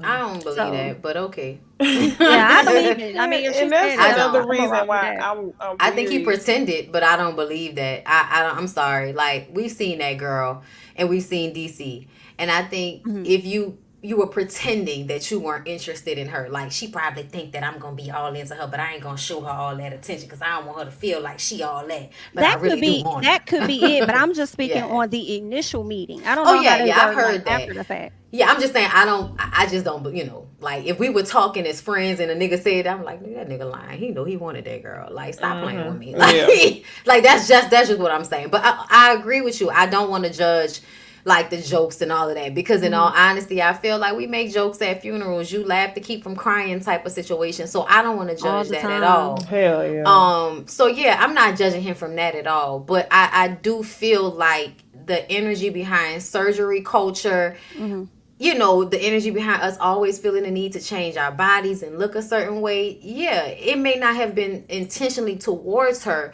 but if he's making jokes like that about other women, she probably was like, that shit mean. I don't want you to talk about me like that, so let me make sure that I keep my shit together. Especially since she was on Wild 'N Out and you're in competition with not only the women he might be fucking around with when he's on the road, but also the other girls coming on to Wild 'N Out that are younger than you. You know what I'm saying? So I feel like it's a societal thing. It's a, you know, it might be a thing in y'all relationship, maybe not. But I did hear a man say that he don't feel like he really. I'm watching Real with Yanni. I don't know who the man was, but the man was like, man, that nigga ain't really love her, because why would he let her go and have that surgery? And I listened to that. yeah, and honestly, I ain't gonna lie, I really did kind of agree with that man's assessment about if you really cared about her, you would have married her, and also if you really cared about her, totally agree with. You wouldn't. I mean, were they even together at the time? See, that's what I'm wondering. Because the way he talked about it initially, it seemed like they may have not. You know how couples be. If we're in the public eye, we're not going to tell people every time we have a spat and break up for a moment. Yeah. Right. But honestly, I was wondering if he was angry with her for having the surgery. Because in the message he wrote on Instagram, it was like, I prayed for you before you had this surgery. But here we are. So on some level, I felt he like you know, what people may be picking up on is him being angry with her because she did something he may not have wanted her to do. But I think that it's one of those things where you feel like because you're talking about somebody else, your woman wouldn't be affected. Essentially, we still are affected as women overall by the way men are allowed to judge our bodies once we have children, once we gain weight. It doesn't matter that he didn't directly talk to her bad. It could have just been, I hear the way y'all talk about women, so let me make sure that I don't look, you know, in that way, because I don't want to feel that. Because when in that video, Jamie, when he was talking about her titties, I did hear her say, babe, that's mean. And she's laughing it off. But he was like, huh? What? Huh? What? Like, he don't really want to say he like your titties. And to me, it just kind of played off as, you know, one of those immature guys that they know their girl is beautiful and gets a lot of attention, so they don't want her head to get too big. So they don't really compliment her publicly or make her feel too big about herself because they don't want her head to get big. I feel like niggas regularly are like that. So that's why I feel like based on what I saw from their lives, they may have had that type of dynamic. But I also, again, I don't feel like he, you know, that means he wanted her to get the surgery. I don't think that means that he doesn't love her. None of that. I just feel like their situation is kind of an example of how we allow society to affect how we feel about ourselves, and we really shouldn't. Yeah. But I'm still sad that this happened. But I'm going to say again, she is a preference, and I feel like if she looked differently under the circumstances, y'all would have been online talking about she shouldn't have went and got that surgery. But instead, because she looks this way, y'all are, oh, it's so sad. And I'm so sorry for DC Young Fly. I agree. And y'all know I told y'all I didn't like the way they exalted him at her funeral. They were making it all about him and not about her. I mean, just 2 weeks prior, that girl who was getting all the plastic surgeries looked like Kim Kardashian died under the knife. And then nobody give a fuck. Because she was trying to get surgeries look like Kim Kardashian. She was also a preference. But check the difference. The difference is this preference is directly tied to an ugly black man that got on because of his talents. And I think that DC Young Fly is one of those young black men that a lot of other black men aspire to be like. You get on, and all of a sudden you have access to the women that Nick Cannon would impregnate with not as much money. You know what I'm saying? So I feel like he's a representation of what they aspire to, and by product they defend or uphold his woman because that's how they would like their lives to go, i.e. when Lauren London, y'all remember how we gotta protect our light-skinned daughters and protect Lauren London at all costs. YG? Yeah, YG said that. Protect our light skinned daughters. That's what he said. Yes, he got at up the there funeral. at Dipsey Hussle's funeral and said that shit. And that's what I mean when I say they really, it's not about her necessarily being light skinned, but because she is a preference, it's the way people respond to her. It's not her fault. You know what I'm saying? I really do feel like she probably was all of the sweet and beautiful things that they say about her. But I also feel like the niggas, they're not coming from that same genuine place. When Tyrese posted DC Young Fly's funeral speech, I said, yeah, this is proving my point even more. You don't even like your baby mama. You don't like your ex-wife, and you put that girlfriend you got right now, you put her through the fucking ringer every chance you get on social media. So don't act like you like women and you feel so bad for this woman, because really, you only are upset because this man has lost his maid, mattress, and mule. And you don't want to lose yours. So with that being said, we're going to go ahead and end it right there. All right, you guys. I hope y'all enjoyed our show tonight, y'all. We gave y'all 3 hours of fabulousness, okay? We did on a Tuesday. Okay, on a Tuesday, bitch. We agreed, we disagreed, we talked about it all. We had a ball. I hope y'all had a ball. Make sure y'all follow us on all our social media platforms. Make sure y'all follow me, Jami, and Necey, okay? Because I made it to 100K, which means my ladies are next, okay? So y'all make sure y'all subscribe to their channels and you support their content as well, okay? So y'all make sure y'all like the video, y'all share it, and we'll see y'all next time.